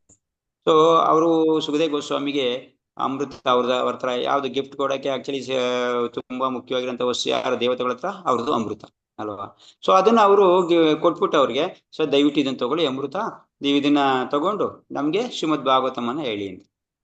ಸುಖದೇವ್ ಗೋಸ್ವಾಮಿಗೆ ಸ್ವಲ್ಪ ಸಮಯ ಕೋಪ ಬರುತ್ತೆ. ಏನಂತ ಹೇಳ್ತಾರಂತೆ, ಅರೆ ಶ್ರೀಮದ್ ಭಾಗವತಂ ಮುಂದೆ ನಿಮ್ದು ಈ ಭೌತಿಕವಾಗಿರೋಂಥ ಅಮೃತ ಏನ್ ಲೆಕ್ಕ, ಇಂಥ ಒಂದು ನಿರೀಕ್ಷೆನ ನೀವು ದೇವತೆಗಳಾಗಿ ಮಾಡಬಾರ್ದು. ಭಾಗವತಂ ಓದೋದ್ರಿಂದ ಏನ್ ಸಿಗ್ತಾ ಇದೆ ನಮ್ಗೆ, ಇಡೀ ಭೌತಿಕ ಪ್ರಪಂಚದಿಂದ ನಮ್ಮೆಲ್ಲಾ ಕಷ್ಟಗಳಿಂದ ದೂರ ಆಗಂತ ಅಮೃತನ ನಾವು ಸವಿಬೇಕಾದ್ರೆ ಈ ನಿಮ್ ಸಣ್ಣ ಪುಟ್ಟ ಸ್ವಲ್ಪ ನಮ್ದು ವಯಸ್ಸು ಜಾಸ್ತಿ ಮಾಡೋದು, ಕೆಲವೊಂದು ಇದನ್ನ ಮಾಡೋಂಥದ್ದು, ಈ ಅಮೃತದಿಂದ ತಗೊಂಡು ನಾನು ಏನ್ ಮಾಡ್ಲಿ, ಈ ಅಮೃತ ತಗೊಳ್ಳಿ ಕತೆ ಕೇಳಿ ಅಂತ ಹೇಳ್ತಾರಂತೆ, ನೀವೇ ಇಟ್ಕೊಳ್ಳಿ ಇದನ್ನ ಅಂತ. ಸೊ ಅಂದ್ರೆ ಅರ್ಥ ಏನು, ಈ ಭಾಗವತಂಗೆ ಯಾವುದೇ ಮೌಲ್ಯ ಇಲ್ಲ. ಈ ಭಾಗವತಂನ ನಾವು ಮಾರಕ್ಕೆ ಹೋಗ್ಬಾರ್ದು. ಇದು ಮಾರಂತ ವಸ್ತು ಅಲ್ಲ. ಇದು ಏನ್ ಮಾಡೋದು, ಇದು ಹಂಚಂತ ವಸ್ತು, ಪ್ರತಿಯೊಬ್ಬರಿಗೂ ಇದು ಹಂಚಂತ ವಸ್ತು.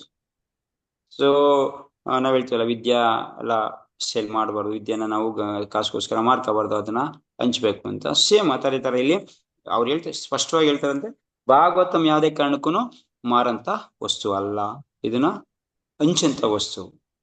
ಸೊ ಇದಕ್ಕೆ ಅಕಸ್ಮಾತ್ ನೀವು ಮೌಲ್ಯ ಕೊಡ್ಬೇಕಂದ್ರೆ, ಭಾಗವತಂ ಹಂಗಂದ್ರೆ ಏನ್ ಮೌಲ್ಯ ಕೊಡ್ಬೇಕು? ಯಾವ್ದಕ್ಕಾರ ಒಂದ್ ಮೌಲ್ಯ ಇರ್ಲೇಬೇಕಲ್ಲ. ಈಗ ನಾವು ಭಾಗವತಂ ತಗೋಬೇಕು ಅಂದ್ರೆ ಒಂದ್ ಮೌಲ್ಯ ಬೇಕಲ್ಲ. ಏನ್ ಮೌಲ್ಯ?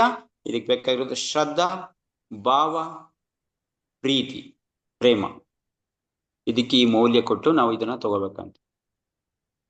ಶ್ರದ್ಧಾ, ಭಾವ, ಭಾವ ಇರ್ಬೇಕು, ಮತ್ತೆ ಶ್ರದ್ಧೆ ಇರ್ಬೇಕು. ಫಸ್ಟ್ ಆಫ್ ಆಲ್ ಶ್ರೀಮದ್ ಭಾಗವತಂ ಬಗ್ಗೆ ನಮ್ಗೆ ಶ್ರದ್ಧೆ ಇರ್ಬೇಕು. ಶ್ರದ್ಧೆ ಆದ್ಮೇಲೆ ಅದನ್ನ ತಗೊಳಕ್ಕೆ ಭಾವ ಇರ್ಬೇಕು ನಮ್ಗೆ, ಮತ್ತೆ ಅದ್ರ ಬಗ್ಗೆ ಪ್ರೀತಿ, ಪ್ರೇಮ ಇರ್ಬೇಕು. ಸೊ ಇದು ನೋಡಿ, ಇದು ಸುಖದೇವ್ ಪರೀಕ್ಷಿತ್ ಮಹಾರಾಜರಲ್ಲಿ ಇದು ಯಾವ ತರ ಇದೆ ಅಂತ ಬೇಕಾದ್ರೆ ಅಬ್ಸರ್ವ್ ಮಾಡ್ಬೋದು. ಯಾವ ತರ ಶ್ರದ್ಧೆ ಇತ್ತು ಅವನಿಗೆ. ಶ್ರದ್ಧೆ ಅನ್ನೋದು ಅವನಲ್ಲಿ ಯಾವ ತರ ಇತ್ತು ಅಂತಂದ್ರೆ, 5 ದಿನ ಆದ್ರೂ ಕೃಷ್ಣನ್ ಕತೆ ಕೇಳಕ್ಕೆ ಅವನಿಗೆ, ನನ್ಗೆ ಯಾವುದೇ ನೀರಡಿಕೆ ಆಗ್ತಾ ಇಲ್ಲ, ಯಾವುದೇ ಬಾಯಾರಿಕೆ ಆಗ್ತಾ ಇಲ್ಲ, ದಯವಿಟ್ಟು ನನಗೆ ಹಸು ಆಗ್ತಾ ಇಲ್ಲ, ದಯವಿಟ್ಟು ಕೃಷ್ಣಾಮೃತನ ಹೇಳಿ ನೀವು, ನಾನು ಕೃಷ್ಣಾಮೃತನ ಪಾನ ಮಾಡ್ತಾ ಇದ್ದೀನಿ, ಅದರಿಂದ ತೃಪ್ತಿ ಆಗ್ತಾ ಇದ್ದೀನಿ, ದಯವಿಟ್ಟು ಹೇಳಿ ನಾವು ಭಾವನೆ ಅಂತ ಹೇಳ್ತಾ ಇದ್ರು. ಎಷ್ಟು ಸಾಧ್ಯ ಇರ್ಬೇಕು. ಭಾವ ಯಾವ ತರ ಇತ್ತು? ಒಂದು ಚೂರ ಕಾನ್ಸಂಟ್ರೇಷನ್ ಆ ಕಡೆ ಈ ಕಡೆ ಆಗ್ಲಿಲ್ಲ, ಯಾವುದೇ ಇದರಿಂದ ವಿಚಲಿತ ಆಗ್ತಾರಲ್ಲ, ಅಷ್ಟೊಂದು ಇದಾಗಿದ್ರು ಭಾವದಿಂದ. ಮತ್ತೆ ಕೃಷ್ಣನ ಬಗ್ಗೆ ಪ್ರೀತಿಯಿಂದ, ಪ್ರೇಮದಿಂದ ಕೃಷ್ಣನ್ ಕಥೆ ಹೇಳಿ ಕೇಳಿ ಅಂತ ಕೇಳ್ತಾ ಇದ್ರು. ಸೊ ಇದು ಯಾವಾಗ ಈ ಮೌಲ್ಯ ಕೊಡ್ಬೇಕಷ್ಟೇ ನಾವು ಶ್ರೀಮದ್ ಭಾಗವತಂನ ನಮ್ಗೆ ಬರ್ಬೇಕು ಅಂದ್ರೆ ಅಂತ. ಸೊ ಅದೊಂದು ಹೇಳ್ತಾ ಮತ್ತೆ ತಿರ್ಗಾ ಅವ್ರು ಹೇಳ್ತಾರಂದ್ರೆ, ಸೊ ಇದು ಈ ಶ್ರವಣ ಮಾತ್ರದಿಂದ ಸುಖದೇವ್ ಗೋಸ್ವಾಮಿ ಹೇಳಿದಂತ ಶ್ರವಣದಿಂದ ಪರೀಕ್ಷಿತ್ ಮಹಾರಾಜು ಗೋಲೋಕಕ್ಕೆ ಹೋದ್ರು, ಭಗವಂತನ ಧಾಮಕ್ಕೆ ಹೋದ್ರು.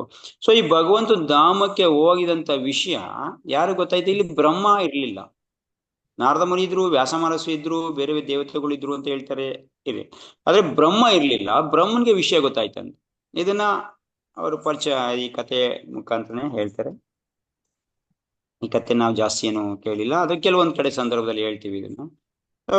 ಬ್ರಹ್ಮನ್ಗೆ ಗೊತ್ತಾಯ್ತಂತೆ, ಬ್ರಹ್ಮ ಅರೆ ಇದಂಗ್ ಸಾಧ್ಯ ಇದು, ನಾನ್ ನೋಡಿದ್ರೆ ಹುಡ್ದಾಗಿಂದ ನಾನು ವೇದಗಳನ್ನ ಒಂದ್ ಕೈಲಿ ಇಟ್ಕೊಂಡಿದ್ದೀನಿ, ಇನ್ನೊಂದ್ ಕೈಲಿ ಜಪ ಮಾಡ್ತಾ ಇದ್ದೀನಿ. ಸೊ ಆ ಕಾಲ ನಾನು ಹುಡ್ದಾಗಿಂದನೂ ಕೂಡ ವೇದಗಳನ್ನ ಅಭ್ಯಾಸ ಮಾಡ್ತಾ ಇದ್ದೀನಿ, ಭಗವಂತ ನಾನು ಇದ್ ಮಾಡಕ್ ಆಗ್ಲಿಲ್ಲ, ನಾನು ಪ್ರಾಪ್ತಿ ಆಗ್ಲಿಲ್ಲ. ಸೊ ಇವಾಗ ಈ ಬರೀ ಕತೆ ಕೇಳಿಂದ ಪರೀಕ್ಷಿತ್ ಮಹಾರಾಜ್ ಇದಕ್ಕೂ ಇದ್ರು ಅಂತಂದ್ರೆ ಎಷ್ಟು ಇದು ಸರಿ ಸರಿ ಏನ್ ಮಾಡ್ತಾರಂತ ಅವರು, ಇದನ್ನ ಅಳತೆ ಮಾಡಕ್ಕೋಸ್ಕರ ಭಾಗವತಂ ಶ್ರವಣದ ಫಲ ಒಂದ್ ಕಡೆ, ಇನ್ನೊಂದು ಎಲ್ಲಾ ಇದು ಏನೋ ಎಲ್ಲಾ ಸಾಧನೆಗಳದ್ದು ಫಲ ಒಂದ್ ಕಡೆ ಒಂದೊಂದೇ ಇಡ್ತಾರಂತೆ. ಈಗೇನು ದಾನ ಮಾಡಿದಂತ ಫಲನ ಒಂದ್ ಕಡೆ ಇಡ್ತಾರಂತೆ, ಅದಕ್ಕೂ ಸಮ ಆಗಲ್ವಂತೆ. ಓಕೆ, ಅದನ್ನ ತೆಗೆದ್ಬಿಟ್ಟು ಬೇರೆ ಇಡ್ತಾರಂತೆ, ಏನೋ ಯಜ್ಞ ಮಾಡಿದ್ದು ಮತ್ತೆ ಇನ್ನೊಂದು ಹೋಮ ಹವನ ಮಾಡಿದ್ದು ಅಂತ ಫಲಗಳು ಬಂದಂತ ಶಾಸ್ತ್ರದಲ್ಲಿ ಹೇಳ್ತಲ್ಲ, ಎಷ್ಟೊಂದು ಫಲಗಳು ನಮ್ಗೆ ಕೋಟಿ ಕೋಟಿ ಜನ್ಮದ ಫಲ ಸಿಗುತ್ತೆ ಈ ತರ ಮಾಡಿದ್ರೆ, ರಾಜಸೂಯ ಯಜ್ಞ ಮಾಡಿದ್ರೆ, ಅದ್ ಮಾಡಿದ್ರೆ, ಈ ತರದ ಫಲನ ಯಜ್ಞನ ಒಂದ್ ಕಡೆ ಇಟ್ರಂತೆ. ಭಾಗವತಂ ಶ್ರವಣ ಮಾಡಿದ್ದೆ ತುಂಬಾ ಭಾರ ಆಯ್ತಂತೆ. ಓಕೆ, ಎಲ್ಲಾ ತರ ಫಲಗಳ್ನು ಒಂದ್ ಕಡೆ ಇಟ್ರಂತೆ. ಶ್ರೀಮದ್ ಭಾಗವತಂ ಶ್ರವಣ ಮಾಡಿದ ಫಲ ಒಂದ್ ಕಡೆ ಇಟ್ರಂತೆ. ಆದ್ರೂ ಕೂಡ ಇದೇ ಶ್ರವಣ ಮಾಡಿದ ಫಲನೇ, ಭಾಗವತಂ ಶ್ರವಣ ಮಾಡಿದ ಫಲನೇ ಜಾಸ್ತಿ ಆಯ್ತಂತೆ. ಅವಾಗ ಬ್ರಹ್ಮ ಒಂದು ಸರ್ಟಿಫೈ ಮಾಡ್ತಾರಂತೆ, ಏನು ಶ್ರೀಮದ್ ಭಾಗವತಂ ಇಡೀ ನಮ್ಮ ಇದರಲ್ಲಿ ನಮ್ಮ ಏನೇನು ವೈದಿಕ ಜ್ಞಾನದಲ್ಲಿ ಭಗವಂತನ ಪ್ರಾಪ್ತಿಗೋಸ್ಕರ ಒಂದೇ ಒಂದು ಅಂತಂದ್ರೆ ಅದು ಶ್ರೀಮದ್ ಭಾಗವತಂ ಅಂತ ಬ್ರಹ್ಮ ಸರ್ಟಿಫೈ ಮಾಡಿ ಶೀಲ್ ಮುದ್ರೆ ಹಾಕಿ ಕೊಟ್ಟರು ಅಂತ ಹೇಳ್ತಾರೆ. ಸೊ ಅಷ್ಟೊಂದು ಶ್ರೀಮದ್ ಭಾಗವತಂಗೆ ಬೆಲೆ. ಅಂದ್ರೆ ಲೆಕ್ಕ ಮಾಡ್ಕೊಳ್ಳಿ, ಇದನ್ನ ಯಾವ ತರ ಇದನ್ನ ನಾವು ಅರ್ಥ ಮಾಡ್ಕೋಬೇಕು ಅಂದ್ರೆ, ಶ್ರೀಮದ್ ಭಾಗವತಂ ಶ್ರವಣ ಎಲ್ಲಿ ಮಟ್ಟಿಗೆ ಇದೆ ಅಂತ. ನಾವ್ ಇವತ್ತು ಇದನ್ನ ಪ್ರಭುಪಾದ ಕೃಪೆಯಿಂದ, ಚೈತನ್ಯ ಮಹಾಪ್ರಭು ಕೃಪೆಯಿಂದ, ಭಕ್ತರ ಕೃಪೆಯಿಂದ ಏನೋ ಸಹಜವಾಗಿ ತಗೊಂಡ್ಬಿಟ್ಟಿದೀವಿ ನಾವು. ಏನೋ ಸಹಜವಾಗಿ ಏನೋ ಶ್ರೀಮದ್ ಭಾಗವತಂ ಎಲ್ಲಾರ ಮನೆಯಲ್ಲೂ ಇದೆ, ನಾವು ಓದ್ಕೋತೀವಿ ಅಂತ. ಆದ್ರೆ ಶ್ರೀಮದ್ ಭಾಗವತಂ ಎಲ್ಲಿದೆ ಅನ್ನೋದು ಇವತ್ತು ನಮ್ಗೆ ಗೊತ್ತ. ನಾವು ಹೆಂಗೆ ನಾವು ನಾಮ ತಗೊಂಡಿದೀವಿ ಹಂಗೇನೆ, ನಾಮ ಎಷ್ಟು ದೊಡ್ಡ ವಸ್ತು, ಆದ್ರೆ ಭಗವಂತ ನಾಮ. ಆದ್ರೆ ನಾವೇನ್ ಮಾಡ್ತೇವೆ, ಅದನ್ನ ಸಸ್ತವಾಗಿ ಒಂದ್ ಯಾವ್ದೋ ಚಾಂಟಿಂಗ್ ಬ್ಯಾಂಗ್ ಇಟ್ಕೊಂಡು ನಾಡ್ಕೊಂಡು ನಮ್ಮ ಏನು ಮನೆ ವಸ್ತು ನಾಮ ಅನ್ನೋ ತರ ಅದನ್ನ ಆಟ ಆಡ್ತಾ ಇದೀವಿ. ಚೆಂಡು ತರ ಬಾಲ್ ತರ ಇಟ್ಕೊಂಡು ಆಟ ಆಡ್ತಾರಲ್ಲ ಮಕ್ಳು, ಆ ತರ ಆಟ ಆಡ್ತಾ ಇದೀವಿ. ಸೊ ಶ್ರೀಮದ್ ಭಾಗವತಂನು ಅಷ್ಟೇ, ನಾವು ಈ ಯಾವ ಭಾವದಲ್ಲಿ ಕೇಳ್ಬೇಕು ಅನ್ನೋದು ನಮ್ಗೆ ಇವಾಗ ಅರ್ಥ ಆಗ್ತಾ ಇದೆ. ಈ ತರ ಭಾವದಲ್ಲಿ ಬ್ರಹ್ಮ, ಸ್ವಯಂ ಬ್ರಹ್ಮ ಶ್ರೀಮದ್ ಭಾಗವತಂ ವಾಚನ ಮಾಡೋದನ್ನ ಇಷ್ಟು ಪ್ರಾಮುಖ್ಯತೆಯಿಂದ ಹೇಳ್ತಾರೆ. ಲೆಕ್ಕ ಮಾಡ್ಕೊಳ್ಳಿ, ಇಡಿ ಎಷ್ಟು ಯಜ್ಞ ಹೋಮ, ಈ ರಾಜಸ್ವ ಯಜ್ಞ ಅಂತೆ ಅದಂತೆ ಇದಂತೆ ಅಷ್ಟೊಂದೆಲ್ಲ ಪುಣ್ಯ ಪಡೆದು ಕೂಡ ಅಂತವ್ರೆಲ್ಲ ಭಗವಂತ ಧಾಮಕ್ಕೆ ಹೋದ್ರು ಅನ್ನೋದ್ರಲ್ಲಿ ತುಂಬಾ ರೇರ್ ಪ್ರಶ್ನೆ. ಪುಣ್ಯ ಪಡೆದ್ರು ಅದ್ ಪಡೆದ್ರು ಇದ್ ಪಡೆದ್ರು ಅಂತ ಹೇಳ್ಬೋದು, ಆದ್ರೆ ಭಗವಂತ ಧಾಮಕ್ಕೆ ಹೋದ್ರು ಅಂತ ಉಲ್ಲೇಖ ಇಲ್ಲಿಲ್ಲ, ಅಷ್ಟು ಸ್ಪಷ್ಟವಾಗಿ ಹೇಳಿಲ್ಲ. ಕೆಲವೊಂದ್ ಕಡೆ ಹೇಳಿರ್ಬೋದು.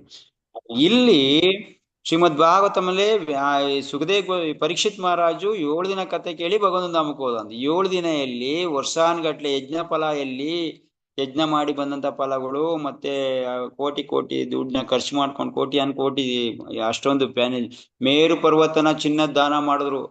ಎಲ್ಲಿಂದ ತರನ ಅದೆಲ್ಲ, ಏನ್ ಮಾಡ್ಲಿ? ಆದ್ರೆ ಭಾಗವತಂ ಶ್ರದ್ಧೆ ಮತ್ತೆ ಭಕ್ತಿಯಿಂದ ಮತ್ತೆ ಭಾವದಿಂದ ಪ್ರೇಮದಿಂದ ಕೇಳಿದ್ರೆ ಅಷ್ಟೇ ಸಾಕು ನಾವು ಭಗವಂತ ಧಾಮಕ್ಕೆ ಹೋಗ್ಲಿಕ್ಕೆ ಅನ್ನೋ ಒಂದು ಇದರಿಂದ. ಸೊ ಭಾಗವತ ಶ್ರವಣ ಎಷ್ಟು ಮುಖ್ಯ ಅನ್ನೋದಕ್ಕೆ ಇದನ್ನ ಹೇಳ್ತಾ ಇರೋದು. ಸೊ ಅದೇ ತರ ಮುಂದುವರ್ಸ್ಕೊಂಡು ಹೇಳ್ತಾ ಇದ್ದಾರೆ ಭಕ್ತಿ ದೇವಿ. ಇದನ್ನು ಹೇಳ್ತಾರೆ, ಭಕ್ತಿ ದೇವಿ ಯಾವ ರೀತಿ ಶ್ರೀಮದ್ ಭಾಗವತಮಕ್ಕೆ ಸ್ವಯಂ ಭಕ್ತಿ ದೇವಿ ಭಕ್ತಿನ ಈ ಪ್ರತಿಯೊಂದನ್ನು ಕೂಡ ಪರ್ಸನಾಲಿಟಿ. ಇಲ್ಲಿ ನಾವೇನೇನು ಎಲ್ಲಾ ಕಡೆ ನೋಡ್ತಾ ಇದೀವೋ ಪ್ರತಿ ಒಂದು ವಸ್ತು ಕೂಡ ಪರ್ಸನಾಲಿಟಿ. ವೇದಗಳು ಒಂದು ಪರ್ಸನಾಲಿಟಿ, ಅವಳು ಒಬ್ಬ ವ್ಯಕ್ತಿ. ಮತ್ತೆ ನಮ್ಮ ಯಾವಾಗ್ಲೂ ಹೇಳ್ತೀವಲ್ಲ, ಬೆಟ್ಟ ಗುಡ್ಡಗಳು ಒಂದು ಪರ್ಸನಾಲಿಟಿ ಆಧ್ಯಾತ್ಮಿಕ ಪ್ರಪಂಚದಲ್ಲಿ. ಇದೇ ತರ ಇಲ್ಲಿ ಭಕ್ತಿ ಅನ್ನೋದು ಕೂಡ ಒಂದು ಪರ್ಸನಾಲಿಟಿ. ಈಗ ಹರಿನಾಮ ಅಂತ ಹೇಳ್ತೀವಿ, ಹರಿನಾಮ ದೇವನು ಒಬ್ಬ ಪರ್ಸನಾಲಿಟಿ, ಅದನ್ನ ಕೊಡಕ್ ಒಬ್ಬ ಇದ್ದಾರೆ. ಅದಕ್ಕೆ ಹರಿನಾಮ ದೇವಕಿ ಅಂತ ಒಂದೊಂದ್ಸರಿ ನಾವು ಜೈಕಾರ ಆಗ್ತೀವಿ. ಸೊ ಈ ಭಕ್ತಿ ದೇವಿಗೂ ಕಲಿ ಒಬ್ಬ ಪುರುಷ, ಅವನು ಒಬ್ಬ ವ್ಯಕ್ತಿ. ದ್ವಾಪರ ಯುಗ ಅವನು ಒಬ್ಬ ವ್ಯಕ್ತಿ ಅಂತ ಹೇಳ್ತೀವಿ. ಕಲಿಯುಗದ ಪುರುಷ ನಾವು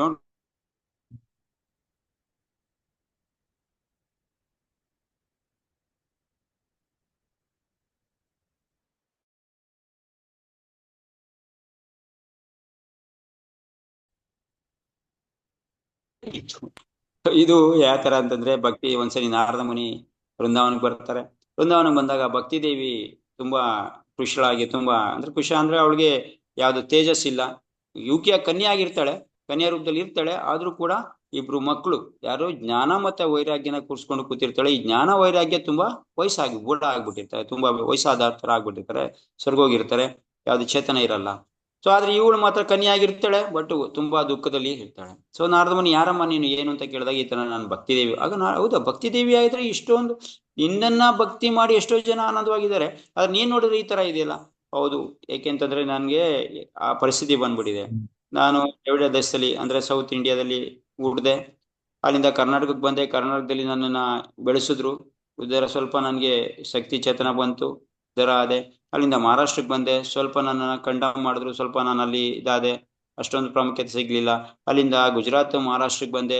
ನನ್ಗೆ ಪೂರ್ಣ ಪ್ರಮಾಣದಲ್ಲಿ ಗುಜರಾತ್ ಮಹಾರಾಷ್ಟ್ರದಲ್ಲಿ ನನ್ಗೆ ಏನಾಯ್ತು, ತುಂಬಾ ತಿರಸ್ಕಾರ ಮಾಡಿದ್ರು, ನನ್ನನ್ನ ಕೀಳಾಗಿ ನೋಡಿದ್ರು, ತಿರಸ್ಕಾರ ಮಾಡಿದ್ರು. ಅಲ್ಲಿ ಬರ್ತಾ ಬರ್ತಾ ಬರ್ತಾ ನನ್ನ ಇಬ್ರು ಮಕ್ಳು ಯಾರು, ಜ್ಞಾನ ಮತ್ತೆ ವೈರಾಗ್ಯ, ಭಕ್ತಿದ ಇಬ್ರು ಮಕ್ಳು ಯಾರು, ಜ್ಞಾನ ಮತ್ತೆ ವೈರಾಗ್ಯ. ಸೊ ಇವರಿಬ್ರು ತುಂಬಾ ಖುಷಿ ಆಗಿ ತುಂಬಾ ಈ ತರ ಆಗ್ಬಿಟ್ರು. ಆಮೇಲೆ ಯಾರು ಹೇಳಿದ್ರು, ವೃಂದಾವನಕ್ಕೆ ಹೋಗಿದ್ರು, ವೃಂದಾವನಕ್ಕೆ ಬಂದೆ. ವೃಂದಾವನದಲ್ಲೂ ಕೂಡ ನನಗೆ ಈ ನನ್ನ ಮಕ್ಳು ಗುಣ ಆಗ್ಲಿಲ್ಲ, ಅವ್ರ ಹಂಗೆ ಇದಾರೆ, ನನ್ಗೂ ಕೂಡ ಆನಂದ ಸಿಗ್ತಾ ಇಲ್ಲ. ಸೊ ಈಗ ಏನ್ ಮಾಡೋದು, ದಯವಿಟ್ಟು ನೀವು ದಾರಿ ತೋರಿಸಿ ಅಂತ ನಾನು ಕೇಳಿದಾಗ, ಸೊ ಇಲ್ಲ ನಾನು ಹಿಂಗೆ ಏನ್ ಮಾಡಕ್ಕಾಗುತ್ತೆ ಅಂದಾಗ, ಇಲ್ಲ ಇಲ್ಲ ನೀವು ಮಾಡ್ತೀರಾ, ಯಾಕೆಂದ್ರೆ ಪ್ರಹ್ಲಾದ್ ಮಹಾರಾಜ್ಗೆ, ಧ್ರುವ ಮಹಾರಾಜ್ಗೆ ನೀವು ಪೂರ್ಣ ಭಕ್ತಿನ ಕೊಟ್ಟಿದ್ದೀರಾ, ಅವ್ರಿಗೆ ಅಂತ ಪೊಸಿಷನ್ ಕೊಟ್ಟಿದ್ದೀರಾ, ನನ್ಗೂ ನೀವು ಮತ್ ಕೊಡಬೇಕು ಅಂದಾಗ, ಸೊ ನಾರದ ಮುನಿ ಏನ್ ಮಾಡ್ತಾರೆ, ಅವರ ಇಬ್ರು ಮಕ್ಳು ಕಿವಿಲಿ ವೇದ ಮಂತ್ರಗಳನ್ನ ಹೇಳ್ತಾರೆ.